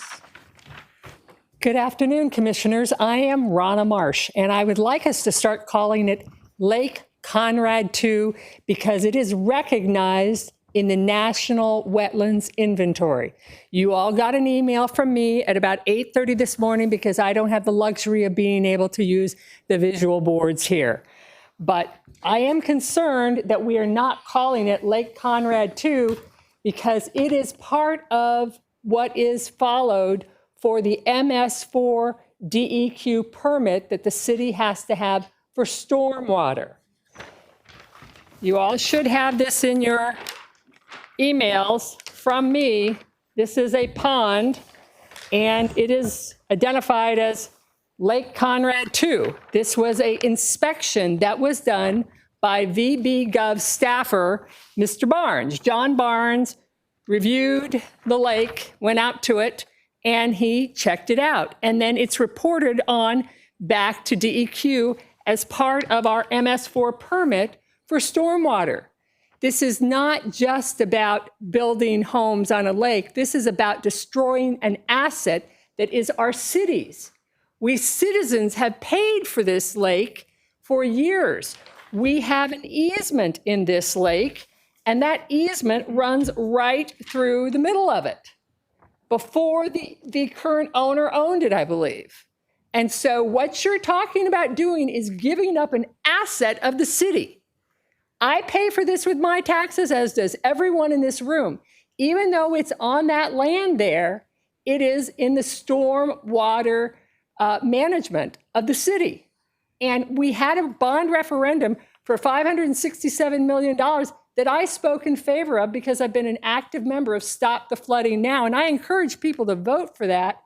And now we're filling in a BMP, a lake. I mean, everyone I've told that this is happening, they cannot believe it. This is not best management practices. This is a really poor idea to fill this in. And if what you're trying to do is just rubber stamp another development, why do we even have a planning commission? Why do you do the domino effect? Because you don't have the site plan. You're not seeing the full picture here. That's obfuscated by the developer. He's saying, oh, they won't do this, they won't do that. No, you don't know what they're going to do. Once you clear the red light, once you clear the green light for this to get built on, then there goes the lake, there go in houses on the lake, and that is going to affect our reputation too. Just like the houses at Asheville Park. Remember those houses that we've all contributed $11 million to fix the problem the developer created? You know, don't make this Asheville Park 2, please. Thank you, Ms. Marsh. Thank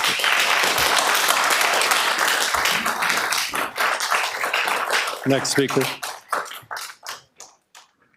Virginia Paceris, followed by Wendy Crutchfield.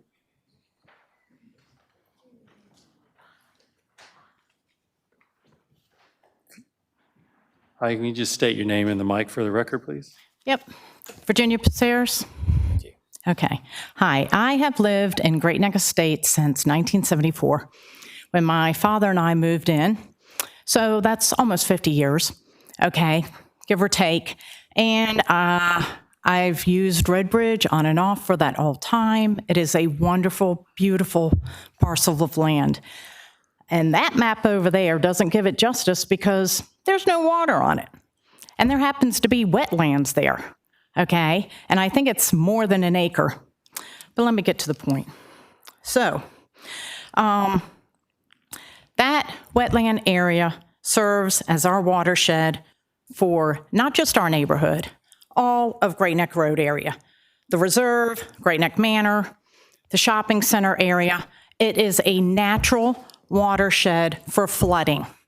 All of you were sent a video that I took in the rain of the water going over the bulkhead into Lake Conrad, okay? It was pouring in there all day long, and that was just from the rain from last Friday. Where's that water gonna go?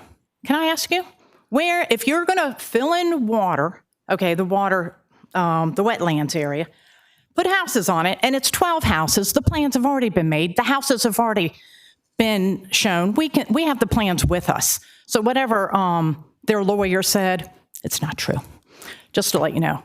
So where's the water gonna go? And then the other thing is, I'm in charge of Neighborhood Watch. I'm also the vice president for the Great Neck Civic League, okay? And one of my neighbors said, she's a single mom. We also have a lot of elderly people in the neighborhood, single, because we're widowed, and we've never had flood insurance. We've never had to have flood insurance. We're really lucky because we have the wetlands, we have the watershed, the natural watershed, all the water goes in there, goes into Lake Conrad, flows down to the Lynnhaven Rivers and out to the Chesapeake Bay. So put homes on top of that, you're gonna get pollution, you're gonna get all kinds of stuff. It's gonna destroy that area, let alone the problems, because of course, as Ms. Marsh said, you've got Asheville Park that this developer was contributing to, and Bow Creek. So I know I have 28 seconds left. Let me see. Okay, so the flood insurance is a big problem. Is Bouchard going to guarantee? Is he going to pay for our flood insurance if this goes through? Probably not, and it's not in my budget. And I know it's not in other people's budgets. The other thing I want to point out is I did find an article from 2020. I know that Virginia Beach has received a lot of money, but apparently here there's a huge bond, $3 million grant for wetland. Sorry, thank you. Okay. Can I give you a copy of this? You can give it to the clerk. Okay. Thank you. We got a lot of speakers. Thank you. You're welcome.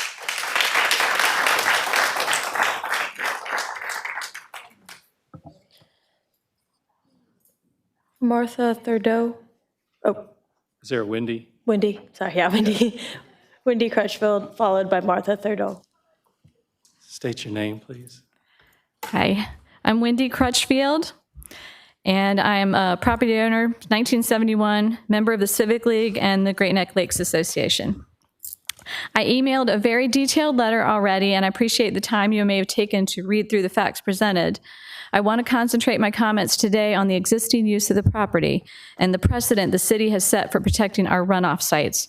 I'm asking that you include protection of this necessary Virginia Beach asset. You have received about 40 letters in opposition, and many people here today. There are almost 2,500 signatures on the petition. Not even one of those opponents wants to prevent a property owner from selling what they don't want. If the church doesn't want to use the property for religious purposes, that's their right.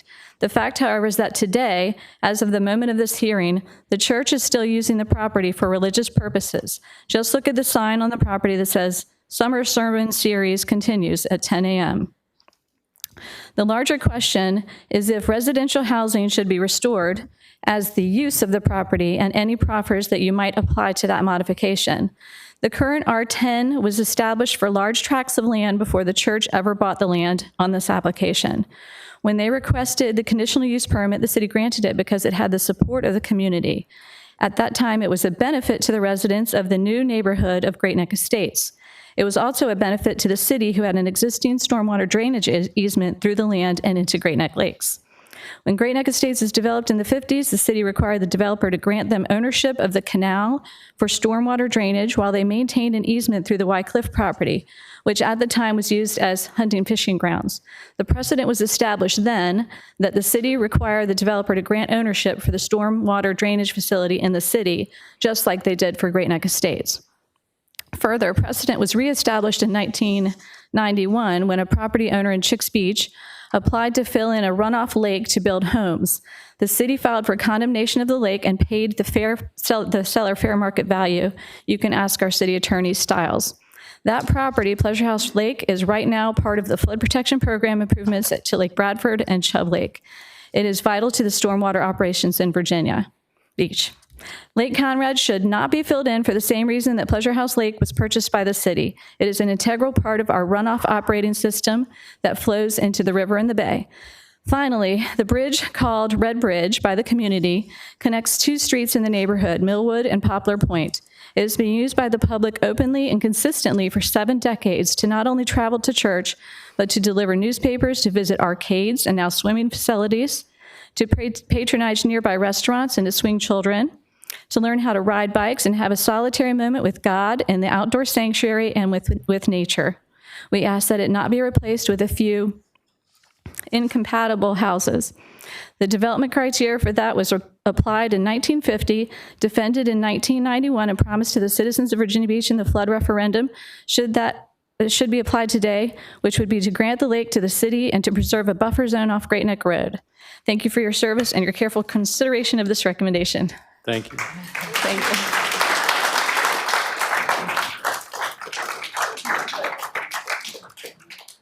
Mr. Chairman, I just had a question of that last resident. Yes. I don't know if now's the right time to ask a question. If you want me to wait, I'm fine. Is specifically to her? Yes, because she brought up the religious use on the property, and I. Ms. Crutchfield, please come forward. You said that there is an outdoor, like an altar or a seating area with a cross. Is that where they conduct services, outdoor services? The church itself does not use that outdoor sanctuary anymore. The residents do. People come by and just have a moment of solitude. But what I was referring to in my speech was the advertisement, the big sign that's on the parcel that's on this application to have the modification change. There's a sign advertising current services, and that is a religious use. But you're not aware of the church using that area? No. Okay. Well,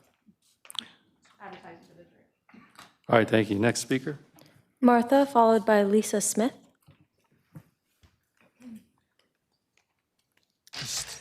Good afternoon. State your name, please. Martha Thorold. Thank you. Things aren't always as they seem, and though some would have you believe that this is a simple housekeeping item, and Eddie, as in Eddie Bourdon, or Attorney Bourdon, would have you and us believe that there is nothing to see here. Indeed, there is much more than meets the eye. You see, we do not subscribe to Attorney Bourdon's explicit opinion that we need not be here, that the matter at hand is unrelated to anything else regarding the church's sale to Builder Bouchard. We all know that that is not the case. There exists hard evidence to the contrary. So here's a not so hypothetical question for you. Do you think it wise, prudent, responsible, etc., to build a house, make that houses, on a lake bed that was filled in for the purpose of doing so? Another question, would you buy a house on a lake bed such as this? Or answer me this one, would you think the city should be held accountable to any future buyers who bought houses by virtue of the fact that it permitted such development? Kind of like the Asheville Park boondoggle. It is said that the Planning Commission's job is to determine appropriate land use for this city. And while it sounds like you have an easy task before you today, the citizens of this city beg to differ with you. Already, thousands have signed a petition decrying the potential actions on this property, and many are here today to ask you to stop this nonsense in its tracks. You see, it is not going to go away so easily. We are appalled to even be having this conversation, given our stormwater management problems and costly advisements. We know that you have been advised and counseled on this matter. We know who appointed you to this commission, and we know that your intention is to greenlight this matter for the purposes of allowing a builder who is well connected to the power structure of this city to move forward with destroying this cherished site that is a natural stormwater management system for his personal gain.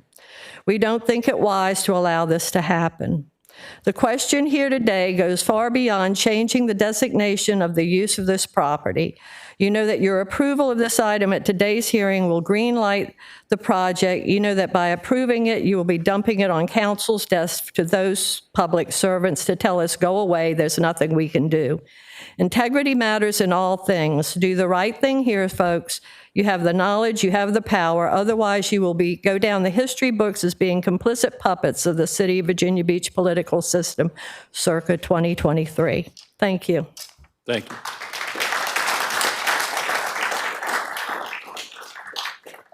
Lisa Smith, followed by Neil Randorf.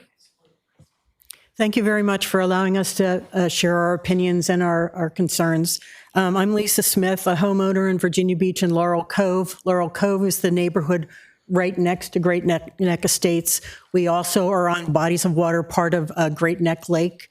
And by the way, it is not a pond. It has a name, Lake Conrad. So I just want you to be sure. It might be small, but it is a lake and it does have a name. And that's part of the Great Neck Lakes. I am here representing a lot of neighbors in Laurel Cove and for Great Neck Estates in related to stormwater. I sent in, and I believe you all have seen photos that I sent in about a week ago showing what Laurel Cove neighborhood and Willowwood Lane, which is one street off of Great Neck Road, looks like after stormwater.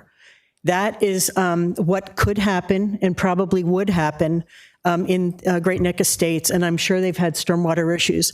I'm not against what Wycliffe is trying to do. I'm not against really anything on the development. I am concerned about what they're planning to do, but I am concerned 100% for Great Neck Estates and other neighborhoods if the pond is Great Neck Conrad Lake is filled in. It would cause the stormwater issues to continue, and I'm proving it out just on showing you what happened on Willowwood Lane. Thanks again very much. Thank you.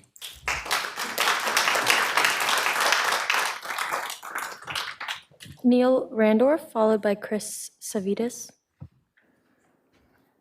Good afternoon. My name is Neil Rondorf. I'd congratulate all of you for still being awake.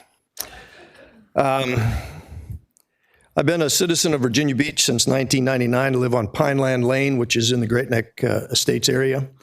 I have several comments to make with respect to environmental considerations of what I'll call the Wycliffe development, which is the background for this discussion, actually. You can change the use permit, but where is it really going is the question. For 2 years, I was president of the Great Neck Lake Association, which represents 100 homeowners on the lake. During my tenure, we began a water sampling quality system with Lynnhaven River Now. And we created the opportunity to hydro rake the lake and the coves and the areas near shore. I have a few qualifications on this issue. I studied oceanography at the Naval Academy. They say, so what? That was 50 years ago. Spent 27 years as a nuclear submariner with emphasis on discharges from that ship into the environment.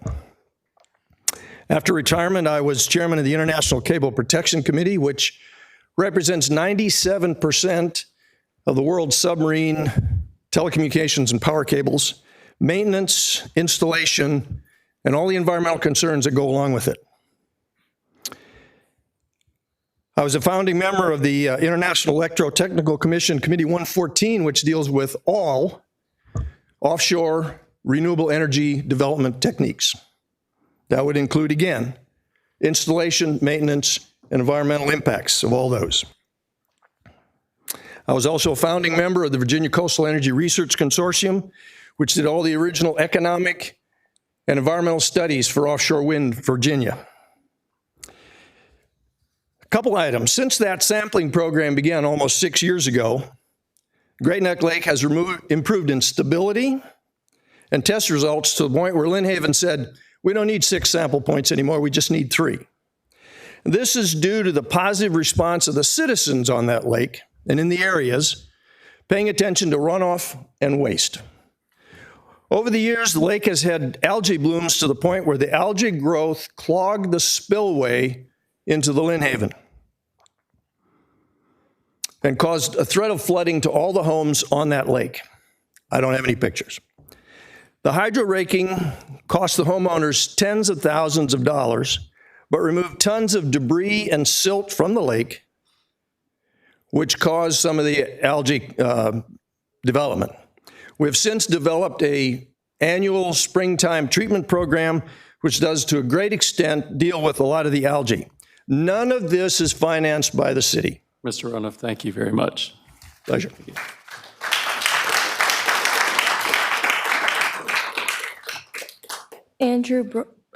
Chris Savides, followed by Andrew Broyles. How you doing? Good afternoon, everybody. Thank you for taking the time to hear this. My name is Chris Savides. I'm a lifelong resident of Virginia Beach and longtime resident of Great Neck Estates. And I agree this is an awkward situation and process. You all have a very focused decision to make, but I believe there's some extenuating circumstances here that warrant some extra consideration in this whole process that takes it out of the norm. And I'm sorry to be redundant, but Roni, you stole all my thunder. I'm going to have to just try and keep this brief and move on.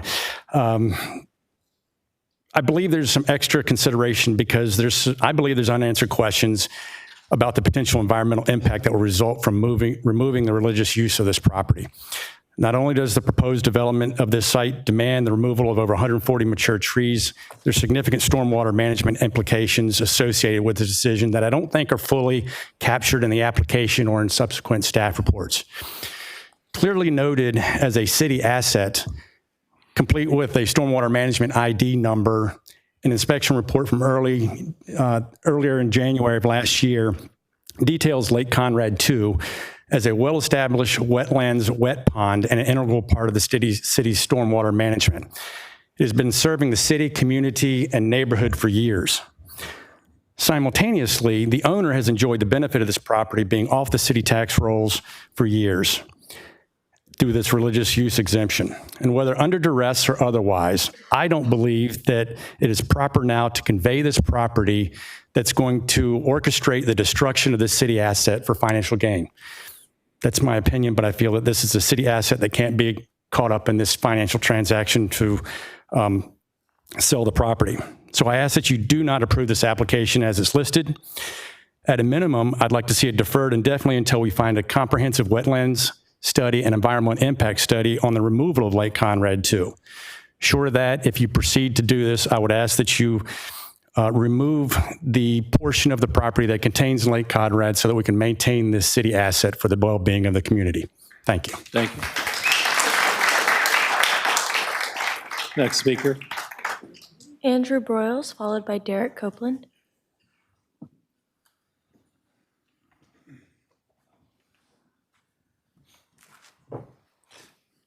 Good afternoon, Mr. Chairman, Commissioners. My name is Andrew Broyles. I'm a property owner at 1533 Custom Street in Great Neck Estates. I'm here because my parents lived here from the day they retired until they passed, and they loved Great Neck Estates. This application sounds harmless, but the reality is you are voting to destroy a sanctuary type area for 2 different businesses' financial gain with this site plan for this development. The blue is the lake. So you see some houses being built there. This site plan is why all these people are here today. If you are voting aye on this application because you are led to believe you are saving a church, how much do you really know about the financial dynamics of this church and its congregations or its trustees, and what have they done to better their financial position?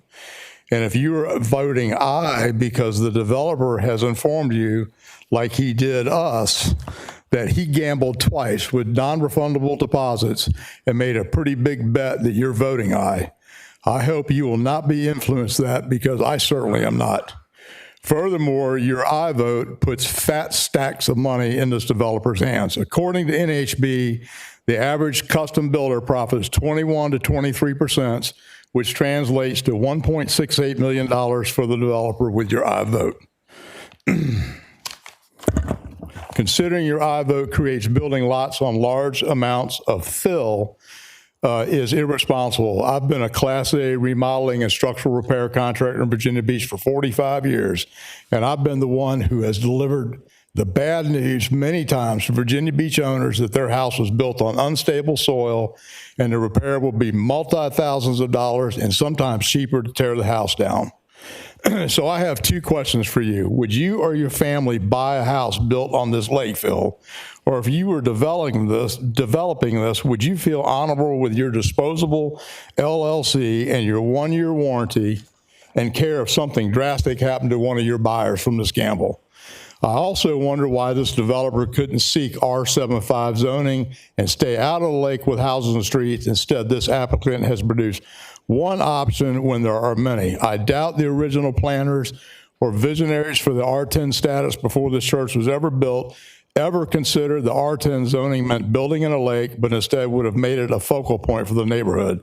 Unfortunately, the church chose to build on the better part of this parcel. I am requesting this application be conditioned with a site plan, not this one, and not a planning commission vote with no site plan. And the conditioned site plan does the following: reduce the number of structures and road to zero that would be built on fill and retain the lake, include a traffic light at Millwood Harbor and Great Neck for the increased traffic at this intersection. My mother would never turn left at either entrance coming out of Great Neck Estates, and many here will tell you the same thing. It's like crossing an interstate, except worse because of all the cars turning to Great Neck Estates and Great Neck Manor. My mother drove all the way to Laurel Cove to turn around in that neighborhood to go to the grocery store for 20 years. Thank you, sir. Thank you. All right.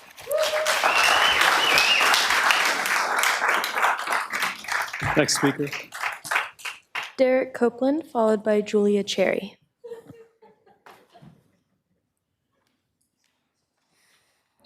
Good afternoon, everyone. My name is Derek Copeland. I am the acting president for the Great Neck Estates Civic League, which is the neighbor to the church. But today I'm here just as a resident of that neighborhood and a resident of this city because of concerns that were brought to my attention through the development, potential development of the land being presented to you today.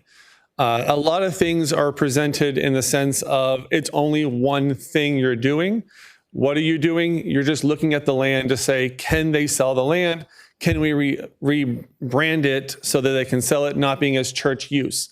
I have a 5-year-old son, and he's currently in the why stage. And in the why stage, you ask the question, why do I need to do that? Why do I need to do that? And the easy thing for me to say is because I said so, and leave it at that. But that is not what I teach my children, because I believe why is an important question. It's a question I think you should be asking yourselves today. Why are they asking to do this? They're not asking just to sell the land. They're asking to sell the land to a developer. A developer that I learned was a private sale. We were never even presented the awareness that this land was being considered for sale. It wasn't a public opening to anyone to be considered for the land. When they first went into it, they decided they needed to sell the land. I respect that. They own the land. They have the right. However, it never gave us the opportunity to assist them in finding a good opportunity for a buyer. Someone at the church went out and found someone, made a deal with Burchard, and in doing so, a deal was signed, and now the church was committed. About 2 years ago, I first kind of found out about this, and when I did, I thought, well, I'll tell you what, this seems like not the best use case for the land. I would love to have had a park for my family to go to in this neighborhood. I've actually had some conversations and discovered that with Parks and Recreation, there's currently a request to have all neighborhoods be within 10 minutes walking distance of a city park.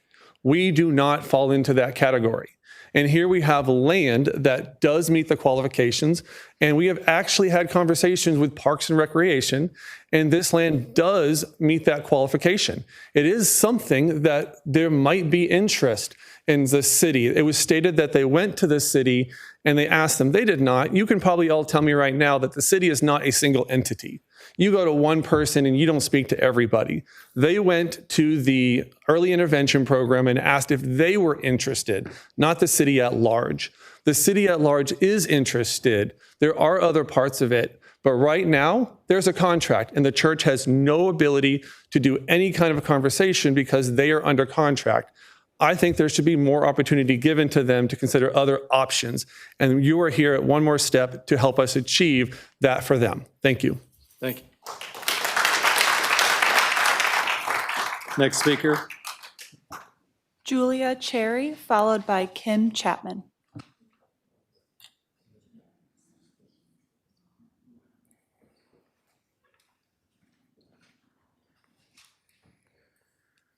Hi. Good afternoon. My name is Julia Cherry. I'm a resident of Great Neck Estates.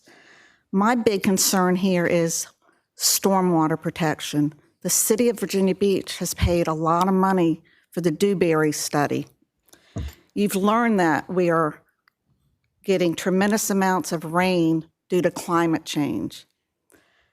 Friday afternoon, last Friday, when it was raining extremely hard, I went out there and videotaped from Red Bridge, Lake Conrad 2, and the surrounding area of Wycliffe Church. The water flow was streaming over the dam into the bigger part of the lake, but Lake Conrad 2 holds a tremendous amount of water. The 4 acres of green space absorbs a tremendous amount of water. I have pictures from before the rain and after the rain, the difference in the size of the pond. The city of Virginia Beach, while the property was under contract to Bouchard, went over there to do a cleanup around the lake. They took out approximately 100 trees, left a lot of the debris around. I have pictures of that too. And what that did, when they were taking out trees, they drove heavy equipment over the dam, which caused it to collapse. The pipe literally broke. The water in the lake, Lake Conrad 2, actually was made smaller because the wall was lowered. But if out there in the rain, the delineation lines seem very out of place from what the engineering firm hired to do the assessment has said.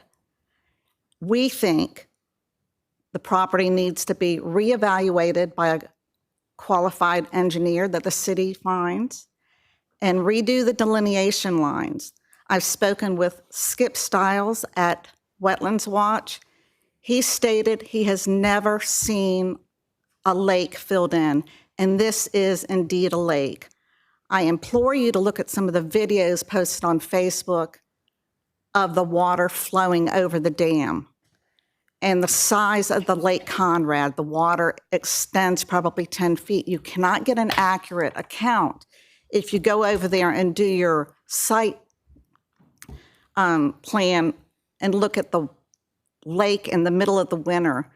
There were a lot of species of trees that Bay Engineering missed. They did not put it on their paperwork. And we've gone out there with a biologist and have counted 140 mature trees and a lot of species of plants that were not listed on the site plan. So I have given the ladies over here copies that gives more detail, but to the knowledge of Skip Stiles with Wetlands Watch, he has never seen a lake filled in coastal Virginia. Okay, thank you. Thank you. Appreciate your time. Next speaker. Kim Chapman, followed by Jim Allen. Hi, good afternoon. I'm Kimberly Chapman. I live in Great Neck Estates. I've only lived there for about 4 years, but I have significant concerns about what the builder wants to do there.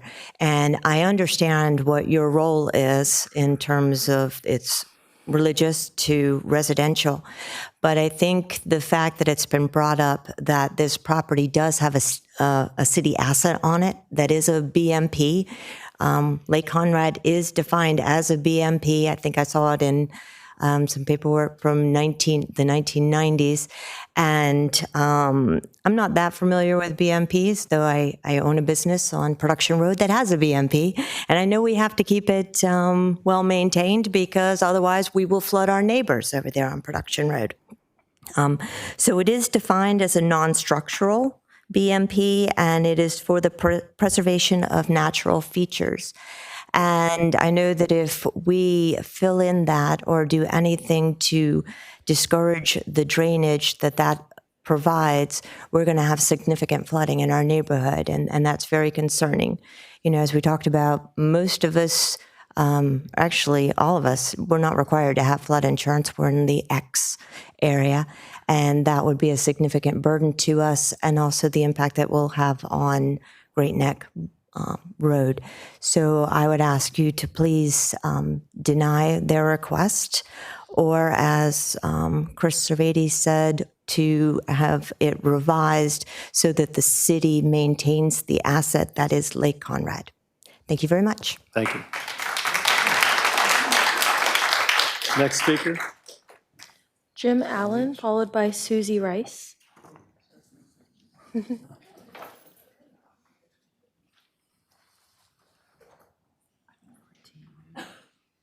14.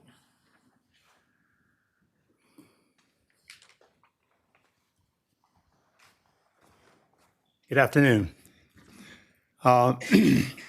Ladies and gentlemen of the Virginia Beach Planning Commission, excuse me. Thanks for listening to us today. We all have some issues. Can you state your name for the record, please? I am James Allen. Thank you. I live at Great Neck Estates. Okay. My family moved there in 1985, so we've been there for a day or two. When we moved into the neighborhood, we had standing water in our driveway at the apron. Today, we have standing, well, it finally drained, but today, if it rains, we have standing water in our driveway. My neighbor across the street today has a mud hole. His didn't dry up yet. So we have issues with stormwater. And my concern is that in regard to Lake Conrad, and you guys should have been there last weekend when it was raining, it looked a lot like a miniature Niagara Falls, almost. But it was tough. There's a lot of water that goes into that little lake or pond or whatever you want to call it. And if they close that, fill that thing in, I wonder where the water's going to go. It's going to go, some of it for sure is going to make it to our community, which is walking distance from the church. Actually, just a couple of minutes. We all have issues about that project that's going on up there. We have a lovely neighborhood, and we just wish that you all would take serious consideration to how it may value our standard of living in our community. And since I'm an Army guy and they said, keep it simple, stupid, then I'm going to keep it simple because all of the real main points have already been discussed. And if you would do that, just consider it. We would certainly appreciate it. Thank you. Thank you. Next speaker. Susie Rice, followed by Chris Ludford. Good afternoon. I'm one of those elderly people they were talking about earlier. I began my teaching career for Princess Anne County at Thalia Elementary School. I taught 5th grade. And I have lived in Great Neck Estates for 40 years. I live 4 lots down from the overflow spill dam out of Lake Conrad 2. So I have seen a lot happen in my neighborhood in regard to the property that we're discussing today. And I am going to throw a curveball to the city. Reducing the boundary for Wycliffe Presbyterian Church is acceptable, but allowing the remaining property to be zoned for lots designated R10 and not compatible with long-established neighborhood of Great Neck Estates, where homes are predominantly R20, and thus allowing the city of Virginia Beach to pass the buck to a developer to escape the historical difficulty the city has had meeting MS 2017 of the Wetlands Act and revised just recently, last month.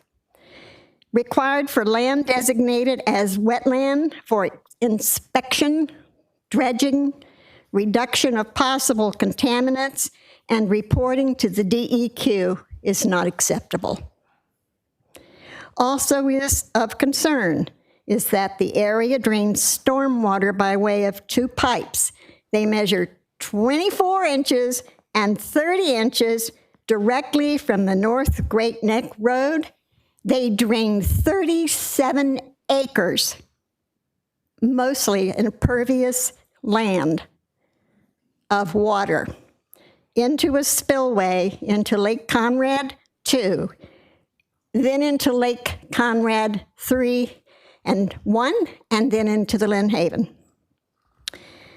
The 101 Great Neck Lake Association members have worked for over 12 years to maintain Great Neck Lake, or Lakes Conrad 1 and 3, as designated by the Virginia Beach City. We have dredged, we've reduced pollutants, we've maintained the health and provide educational activities for over 25 acres of lake that is fed by the Wycliffe property. Congratulations to the city for adopting a $567.5 million flood protection plan that does not include the Wycliffe property.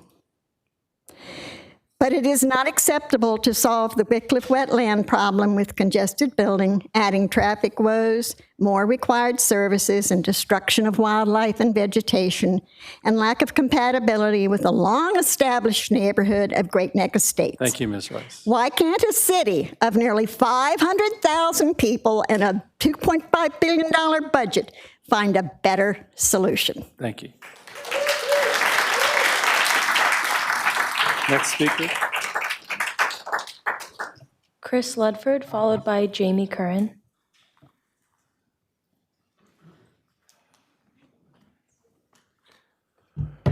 Hello. Hello.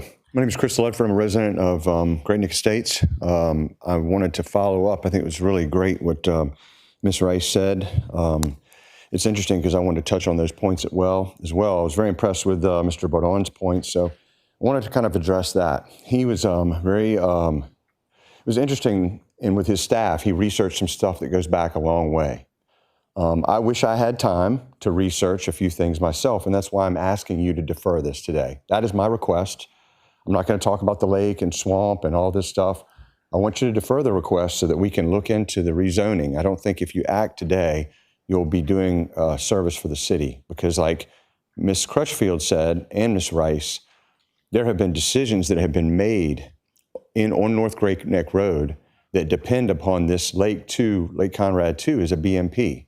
The city has a responsibility to maintain that. I'm talking about as far back as Silver Hill at Great Neck. I'm talking about the recent Rite Aid. I'm talking about 37 acres of impervious surface that any time the development or changes to that came before this group, and there has to be minutes. I just don't have time to research that. I don't have a legal staff or a paralegal staff.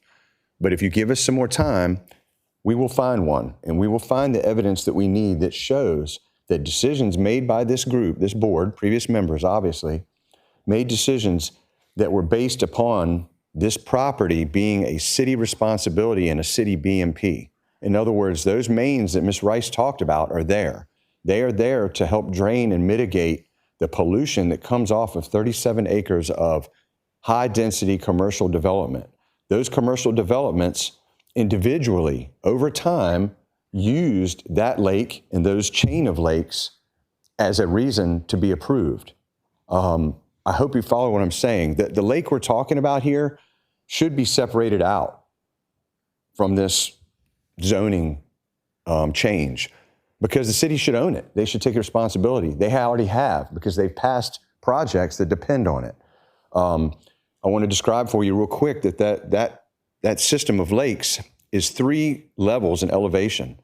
This one we're talking about here, Lake Conrad 2, is the highest level. There's a spillway and a dam that goes into the next lake. Then there's a spillway and a dam that goes into the Lynn Haven River. I came originally to talk about my business, which depends upon clean water in the Lynn Haven, but I'm not going to have time to do that. So I want to keep it simple. I want to ask the same thing that Mr. Bardon's asked, and that is to look at the history of this property and look at it as something that needs to be, we need time. I think a decision today to change zoning, I think a decision today to approve the sale of the land, which is what we're here about. I understand DEQ, Army Corps needs to be involved if a lake is to be altered. But before that, we need to understand that this piece of property actually should belong to the city. This lake especially, this BMP, the city is responsible for it. They've made decisions based on that. Thank you for your time. Thank you. Next speaker. Jamie Curran, followed by Mary Lavoie.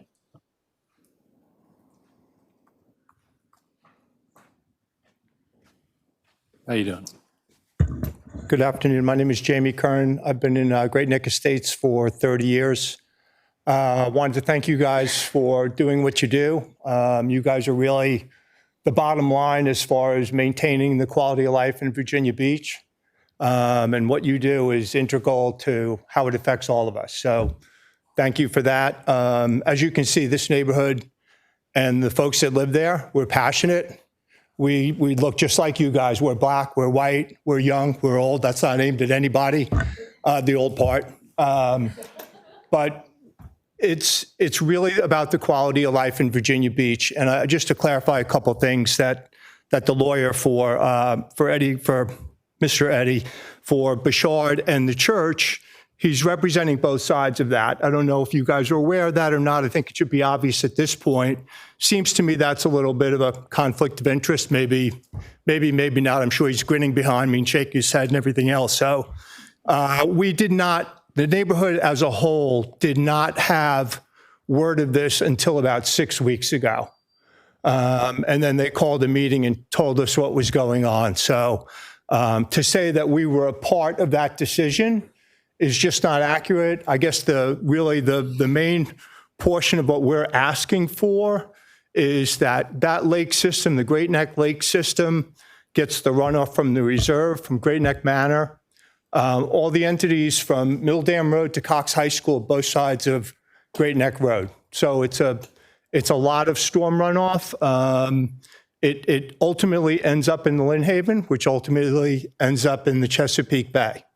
So while this might seem like a little decision about, who's going to put in 12 houses where and fill in a lake, not a pond, fill in a lake, we would really ask you to reconsider what he's asking for. And obviously he's telling you what you should be weighing in on and what you shouldn't in true lawyer fashion. So anyway, thank you for your time. I do appreciate it. I hope that you give this the thought and the attention that it deserves, because it affects all of us ultimately. So thank you for your time. Thank you. Next speaker. Mary Lavoie, followed by Mark Bowden.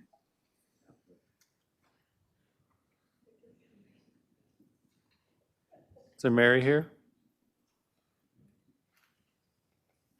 All right, next speaker. Mark Bowden, followed by Jonathan Cherry.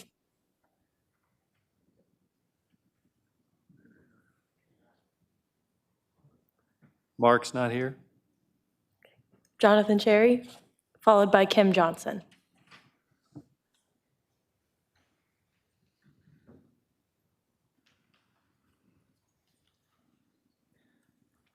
Good afternoon. My name is Jonathan Cherry. I'm a lifelong resident of Virginia Beach. Grew up in Great Neck Estates. My mom lives there now. I learned to fish at Red Bridge.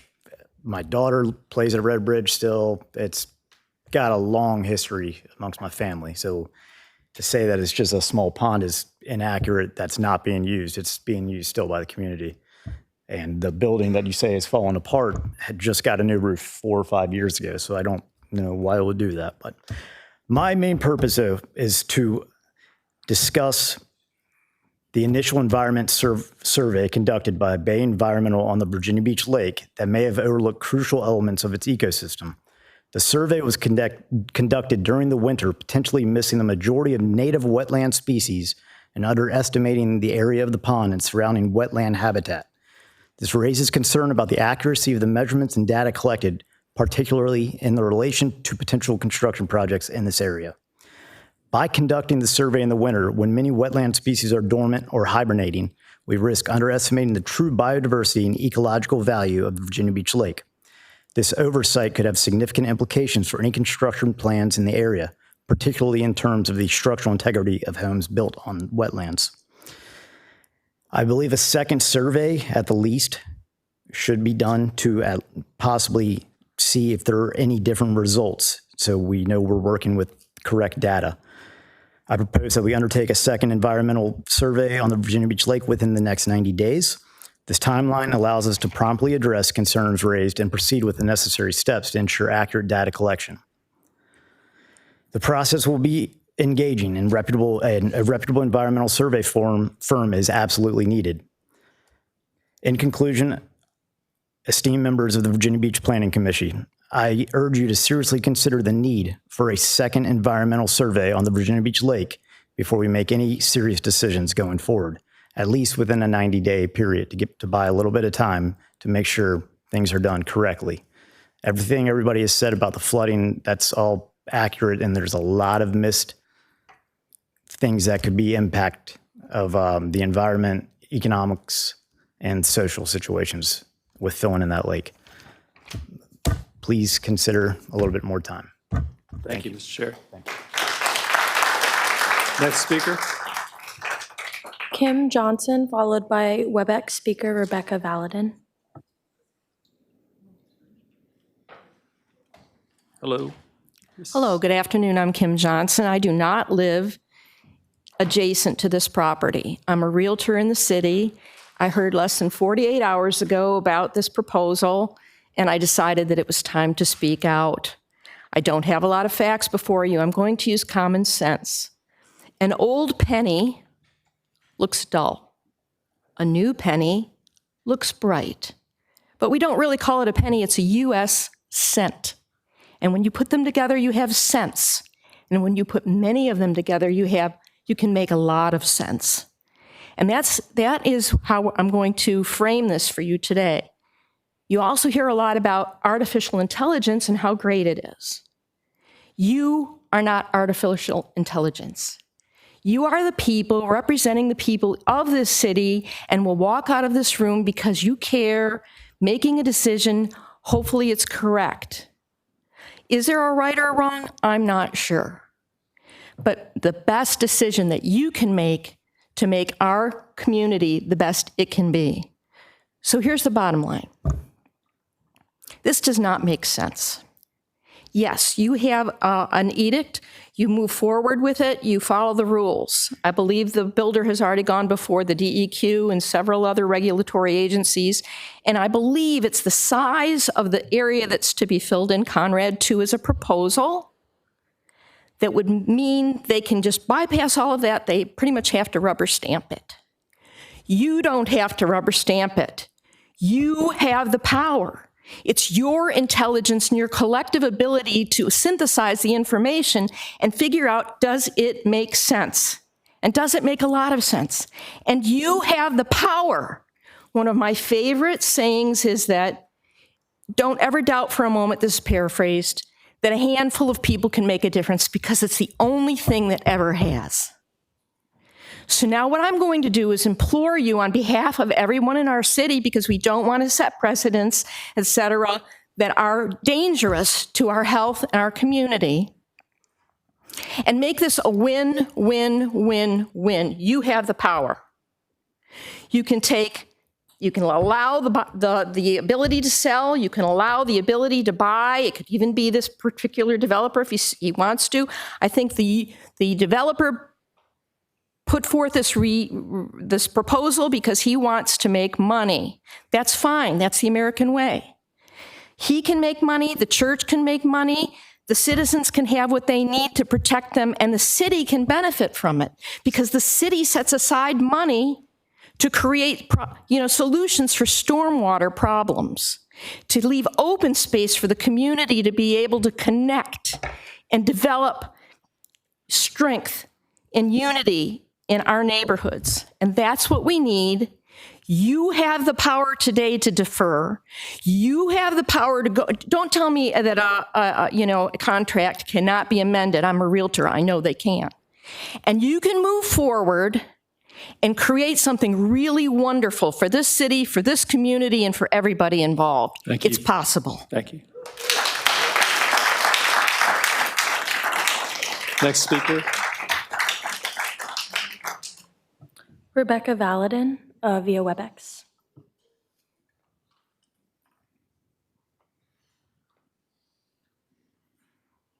Hello, can you hear us?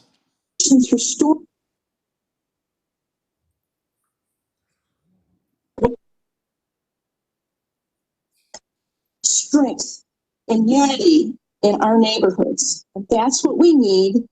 You have the power today to defer.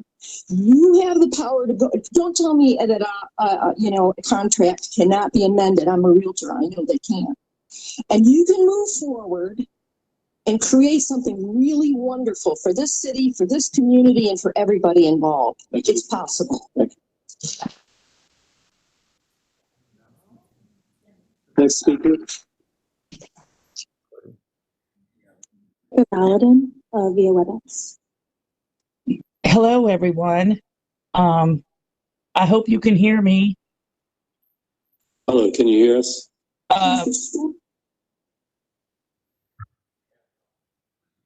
Hello, can you hear me? In our neighborhoods. That's what we need. You have the power today to defer. You have the power. Don't tell me about contract. Apologize for the difficulties. Do we have another speaker? That's it. That's it? Yep. All right. Yes.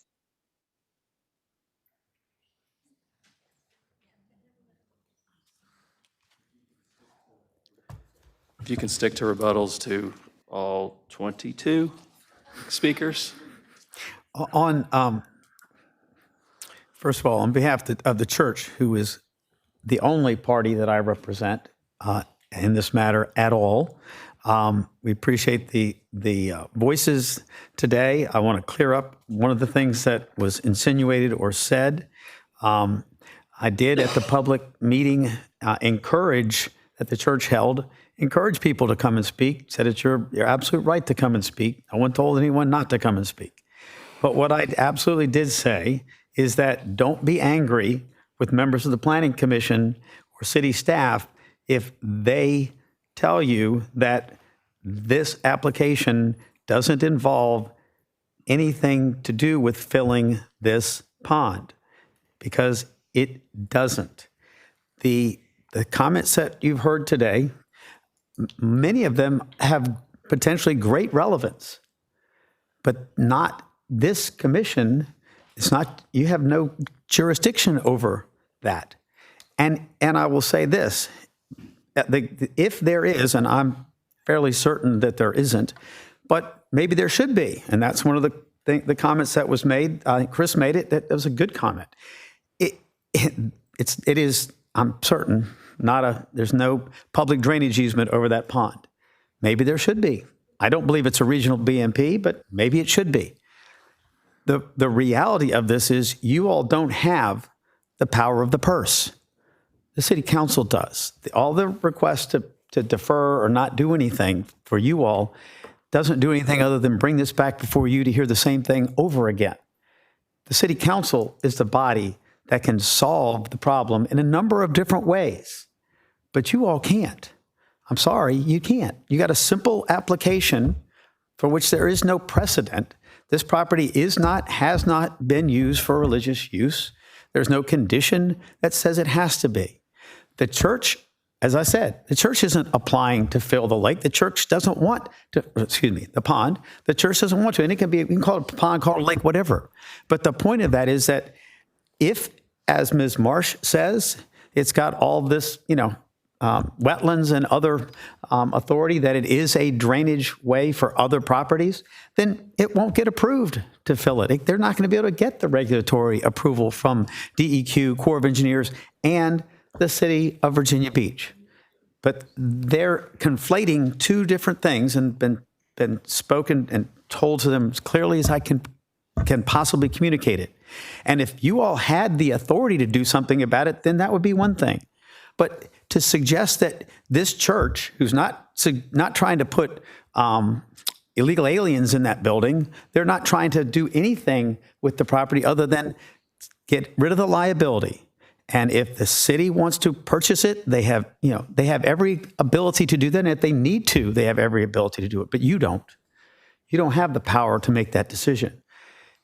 This body should follow the recommendation of the planning commission, the planning staff, and forward this on to city council consistent with the law and consistent with the regulation, the recommendation that they've made. City council, they'll hear these voices, and I'm sure they'll hear them when it gets there. They can defer it, and they can look for solutions to this problem. But at no point did I suggest that the city indicated they wouldn't. The staff said they couldn't support a rezoning of the property to office, and someone tried to misconstrue that. There should be a solution to this, and the church hopes that there is one. But the simple fact remains that this part of their property is not and has not been used for religious purpose, and based on every precedent that exists, this should be approved. But it's not approving the filling of the pond, as I said in my presentation to begin with. And you heard exactly what I anticipated that you would hear. And the church isn't telling people not to come and speak their piece. I just simply told them at the meeting that don't be upset with you all, because this is not what you're being asked to approve. You're not approving anybody filling anything. That's the point. You're just simply following the law and allowing the church the opportunity, as a number of speakers said, they don't begrudge the church the ability to sell its property that it doesn't need. That's a liability. That's an expense that they can't afford, and that can help them move forward and stay in business, so to speak, not a business. But the reality will be that if they can't do this, and however it all shakes out with the decision makers, then the next thing that would happen, theoretically, I'm not trying to say the church is about to close shop at all, but they could. They just say, we're done. We're going to find another piece of property, move, and guess what? The whole property gets developed at that point. And there's still nothing's happening with regard to the lake and the pond and addressing it. But only city council can do that. That's the bottom line here. And I respectfully request that you will recommend, as your staff has recommended, the church be permitted to jettison, not to rezone, but simply the use permit was overly broad to start with, and there's no reason for it to remain under that use permit, the part of the property that is not, has not, and will not be used for religious purpose and is not being used for one now. And I'm glad that Mr. Plumley cleared that up. Be happy to answer any questions. All right, Mr. Don, any questions? Mr. Plumley? I just want to say for everybody here that Eddie Bourdon's a wonderful person and a terrific attorney. Okay? And he's amazing. And it's not about people's motives. We're all here to do a job together and listen to one another. So my question, Mr. Bourdon, is I went there, I walked the site, I saw infrastructure for there to be services outside. I saw there was a cross. I saw there was a seating area. It appears to have been there for quite some time. I asked the question, it doesn't look like the church is using it currently, but it appears to have been infrastructure installed for the purpose of religious activity on that portion of the property. So that's what I viewed. I don't have anyone else to ask because no one else is here from the church. And so I'll ask you, what was the purpose of that installation to your knowledge? My understanding is, and I can't speak to the cross, my understanding is the property's been to some degree utilized by the community as a park. I mean, that's the church. The church has been very open. They're part of the community, and that's why they allowed the city to use the building for all these years. That's on this part of the property. That's not a part of the church, not a part of its religious use for the infant STEM program.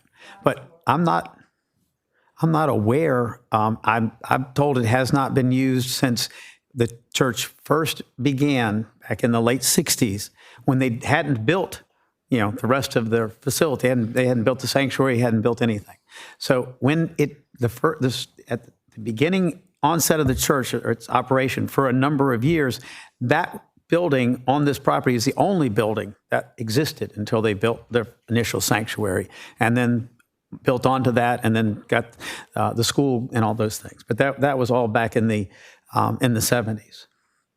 So they tell me that it hasn't been used in any way for religious purpose.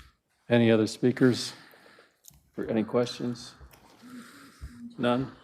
All right, well, no, we're closed for speakers. I'm talking about commissioners right now. Thank you all. Having said that, we'll close and we'll then go into discussion.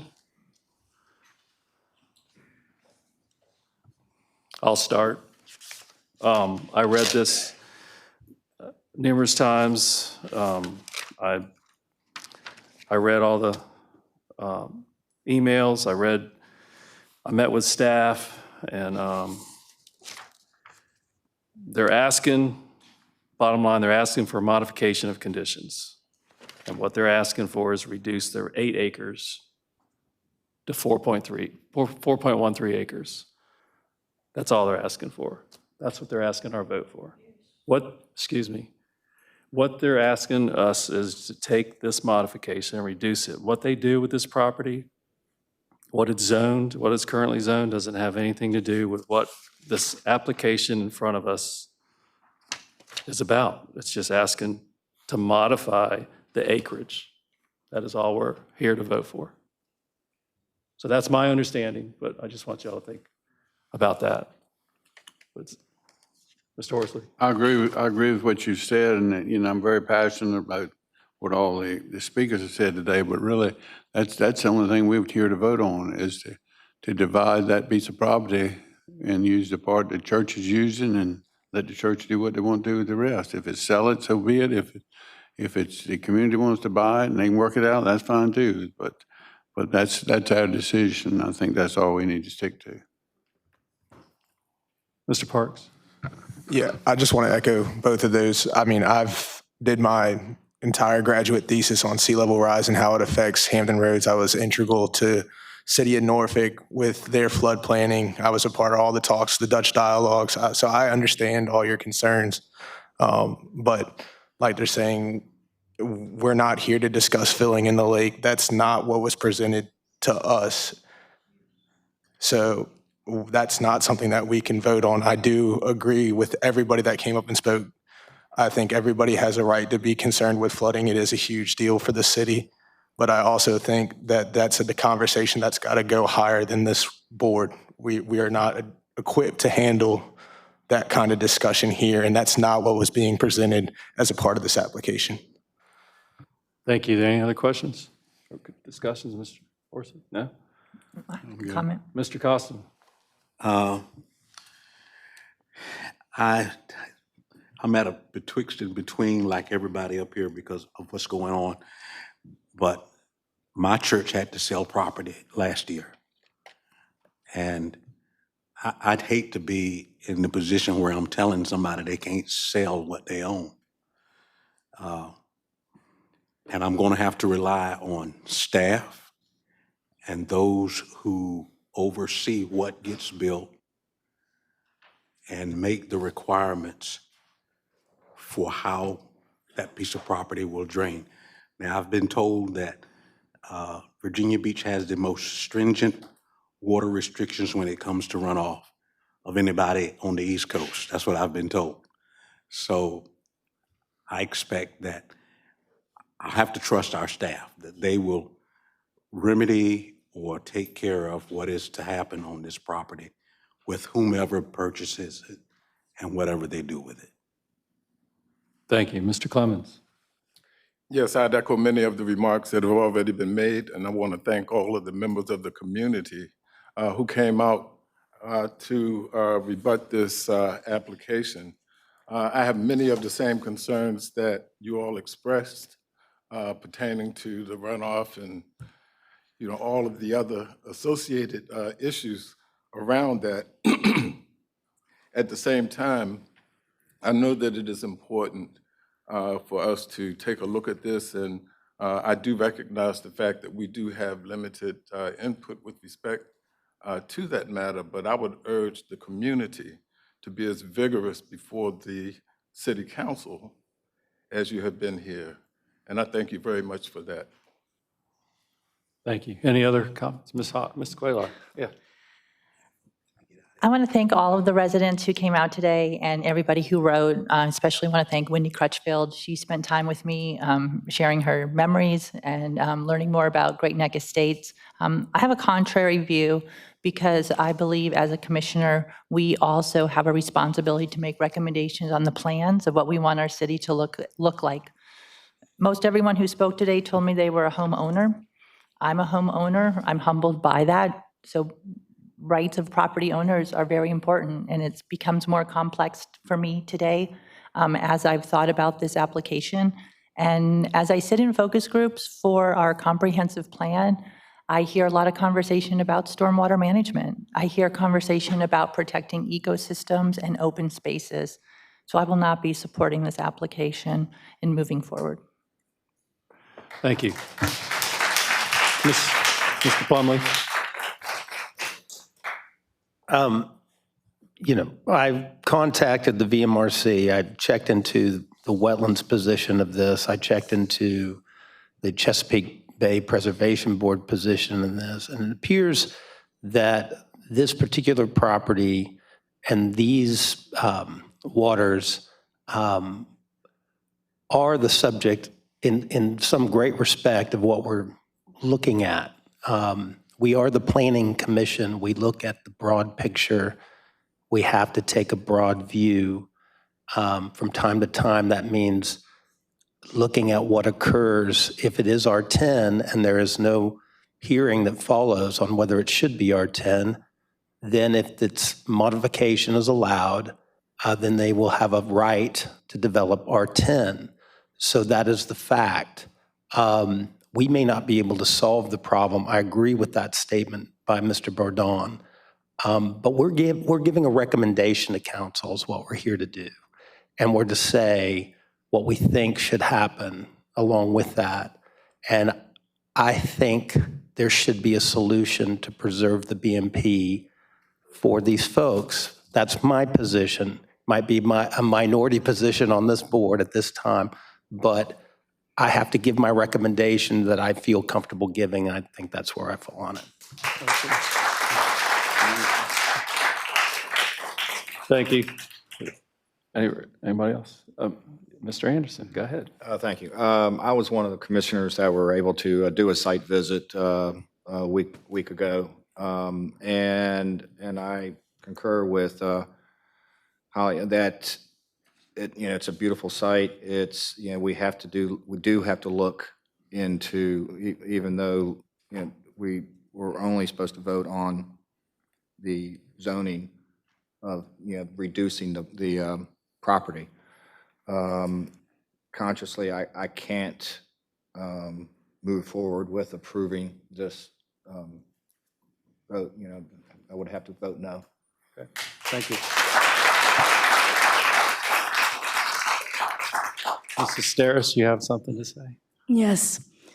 I applaud everyone for coming out. I know it's difficult to fight for something you really believe in. I want to thank the little girl that was up there. Her arm must be hurting, holding that poster wherever she is. She is left, but thank you for the support. I appreciate that. As one person spoke, you say you beg to differ that our task was easy. It is not easy. And it is not a rubber stamp back here. Some of you have said that probably from the previous commissions, but I can tell you every one of us believe and read all that has been submitted to us. And it takes a lot of time on our part to review your letters, your emails, and to hear your voices. There's been a lot of information was submitted today, especially from Ms. Rona Marsh, who has shared information that I was not privileged to or that I've acknowledged. But we do rely on our staff to give us information, to submit the information so that we can make the decision that we have to make. And reviewing the evaluation, the recommendation, and to know that our decision is based on the reduction of the space. But that alone, as Holly has shared also, is that we also are part of the planning for comprehensive planning. What is our vision? I served on Envision 2040 for 6 years of my life, and so I do have a stake, so to speak, on how this city is to look like in 2040. So I, too, am in disagreement and will not go forward with this as well. Ms. Byler? Good afternoon. Thanks for coming out. And thanks for your voices, all of you, including Attorney Bourdon. So I'm a property owner also of both commercial and residential, and I respect the rights of property owners. I teach this at the law school, and when you own property, you have certain rights that come with it. The right to use it, the right to convey it. And that's near and dear to my heart. And I've heard some pros and cons, and I don't know if I'm going to be deciding vote here or not, but I'm concerned about that. At any rate, I've read the application, I read the city reviews, I've spoken with the staff member that reviewed it in detail, I've walked the site, I've looked at the videos, and this is a tough one. And somebody made the comment, we know how you got up here and we know who appointed you. And I'm not exactly sure what that meant, but I will say I spoke with the person who nominated me, the member of city council. And I said, before I go in there to hear this, do you have any words you want to share with me? And she said, do your job. I trust you. That's why I nominated you. Vote your conscience. And that's what I feel I need to do. I also, like most of the other members here, have participated in focus groups for the new comprehensive plan. And over again, you hear resiliency and open space and a sense of community. These are real issues for our city. And if I'm going to cast a vote that is going to affect the future, I have to vote my conscience. Yes, what's before us is just to modify the use permit and to remove this portion of the land from the use permit so that it is no longer for religious purposes. But I see what will happen next. It's like a chess game. There's one move and there's another that follows. And I'm sorry to the applicant, but I cannot support this.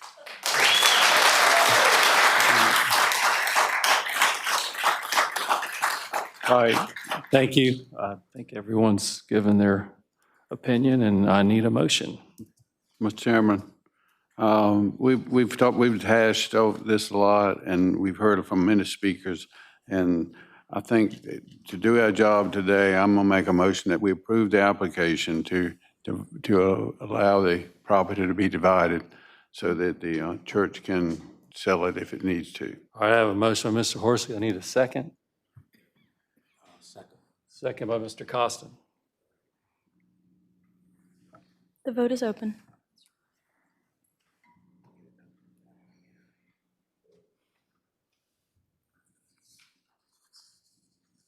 Not showing up. Mr. Horsley, can you hit motion? Thank you. Mover. And Mr. Costin. Yeah. There you go. Second.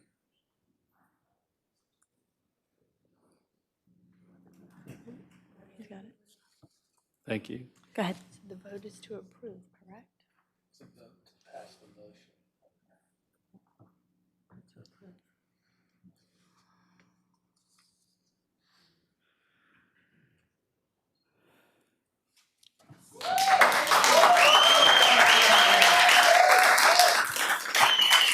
Thank you for coming. We're adjourned. Oh, no, I'm sorry. We have one more? One more. Number 12. I need to read this into the record. What's that? I haven't read it into the record yet. By a vote of 4 to 6, the motion does not carry, which I believe means we need to make another one. Sorry. We never heard Kids Adventure. No, we're still on this. Do we need to make a motion to deny? That motion didn't carry. He made a motion to approve. If the motion didn't carry, then it's a motion for denial. That Okay. is? Okay, so by a vote of 6 to 4, The application was application not has been approved. recommended for denial. Yeah, the application was not approved. By a vote of 4 to Thank you 6. for coming.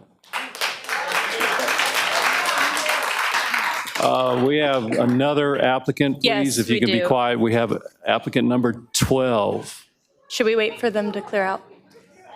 if we could. Please, if we can go, we have one more application, if you guys can keep it down so we can hear theirs. Thank you.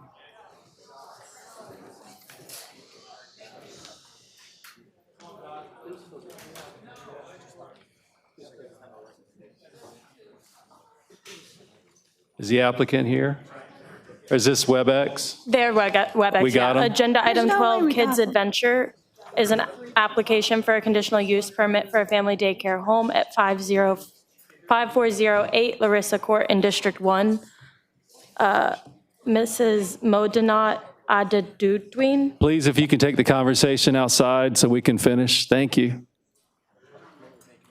She is via WebEx. All right, can you hear us? Yes, ma'am. Yes, sir. Can you go ahead and state your name and your application? My name is Modinot Adedoyin. I am a child care provider for Kids Adventures, and I am already certified by Navy CDH for childcare, which in my house now in 5408 Larissa Court, I have 4 kids, which I do take care of. And I am here today for my conditional use permits to get a state license together with my CDH certification. Okay, thank you. I think we have We have one. one speaker, yes, via WebEx. Okay, we have another speaker that's going to speak, and just hold on, please. Calling Melina Mektashiva. Hello, can you hear us? Hi. Yeah, I can hear you. Hi. Address? Sorry? And your address. Yeah. I live in 5404 Larissa Court, next to the proposed daycare house. My main concern is the proposed daycare might have up to 12 children. So the traffic, we might potentially have like 12 cars coming in and out of our little dead end. And it's not that the house is located like at the very, at the entrance of the street. It's located like at the end of our dead end. And we have like a few elementary school and middle schoolers that will walk to their bus stop all the way along the Larissa Court. So I'm kind of worried about the safety with increased traffic. And my second concern is noise level. Our dead end, like our little court has very good acoustics. You can hear everything basically. So I can ask our neighborhood kids who play here, like move somewhere else, but I don't know with the daycare what the level of noise will be. And my last concern is about the property values. Will it increase it? Will it decrease it? That's it. All right, thank you. That's our only other speaker for this item. Is she still on? Calling back Modena Adedudwin. Hello? I'm here. Did you hear For her my concerns? yeah. Okay. Yes, my daycare. Although I got the letter from the state that I'm allowed to have up to 12, but with the CDH, the Navy CDH, we are only allowed to have up to 6, including one of my own child that is not up to 8 years old. So with me having extra kids outside, I'm only allowed to have 5 with the Navy CDH because we only go with what the Navy says, not with the amount of space the state gives me. I'm only allowed to have up to 6 kids. And for the traffic, excuse me for the kid. And for the traffic, my parent only comes in at different hours. Some comes in 6 a.m. Why? Some comes in 10 o'clock. And they each pick up their kids different times. So none of them, ever since I started since May, none of them have ever met each other here. They come in one time after the other. Okay, thank you. Is there any other If questions? there's anything for traffic in my space, I have a 4 parking space in front of my house. But that does not even include the parents does not come in at the same time. They come in different time. I have 6 o'clock that comes in, which I have another 8 o'clock. So they never meet here. Okay, thank you. Hold tight. Is there any commissioners that'd like to ask any questions? None. Thank you. Oh, I'm sorry. We have one question. Hang on.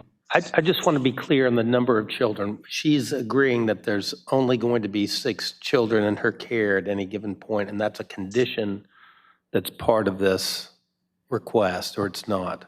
So typically what we've done with similar family daycare homes is we allow up to 12 to be in line with the state, and that would, if anybody decides to add additional kids in the future, it would prevent them from having to come back to do a modification just to increase the number of kids. So that's been our standard practice for similar applications. Is she saying that she's willing to agree to 6 as a limit? You may ask her. Ma'am, are you saying? So I'm understanding I agree to only have 6. Yes, because I'm with the CDH.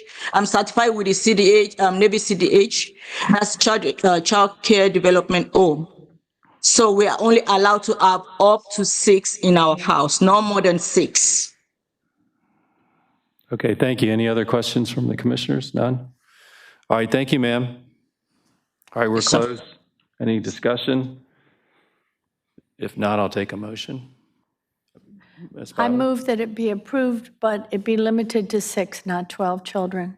Thank you. I have a motion from Ms. Byler. Yeah, second. Second by Mr. Parks. Okay, Ms. Byler, can you make that motion on your iPad? Hit that mover there, Ms. Byler. Did you close up on us? Thank you. And Mr. Parks? Thank you. The vote is now open. I timed out.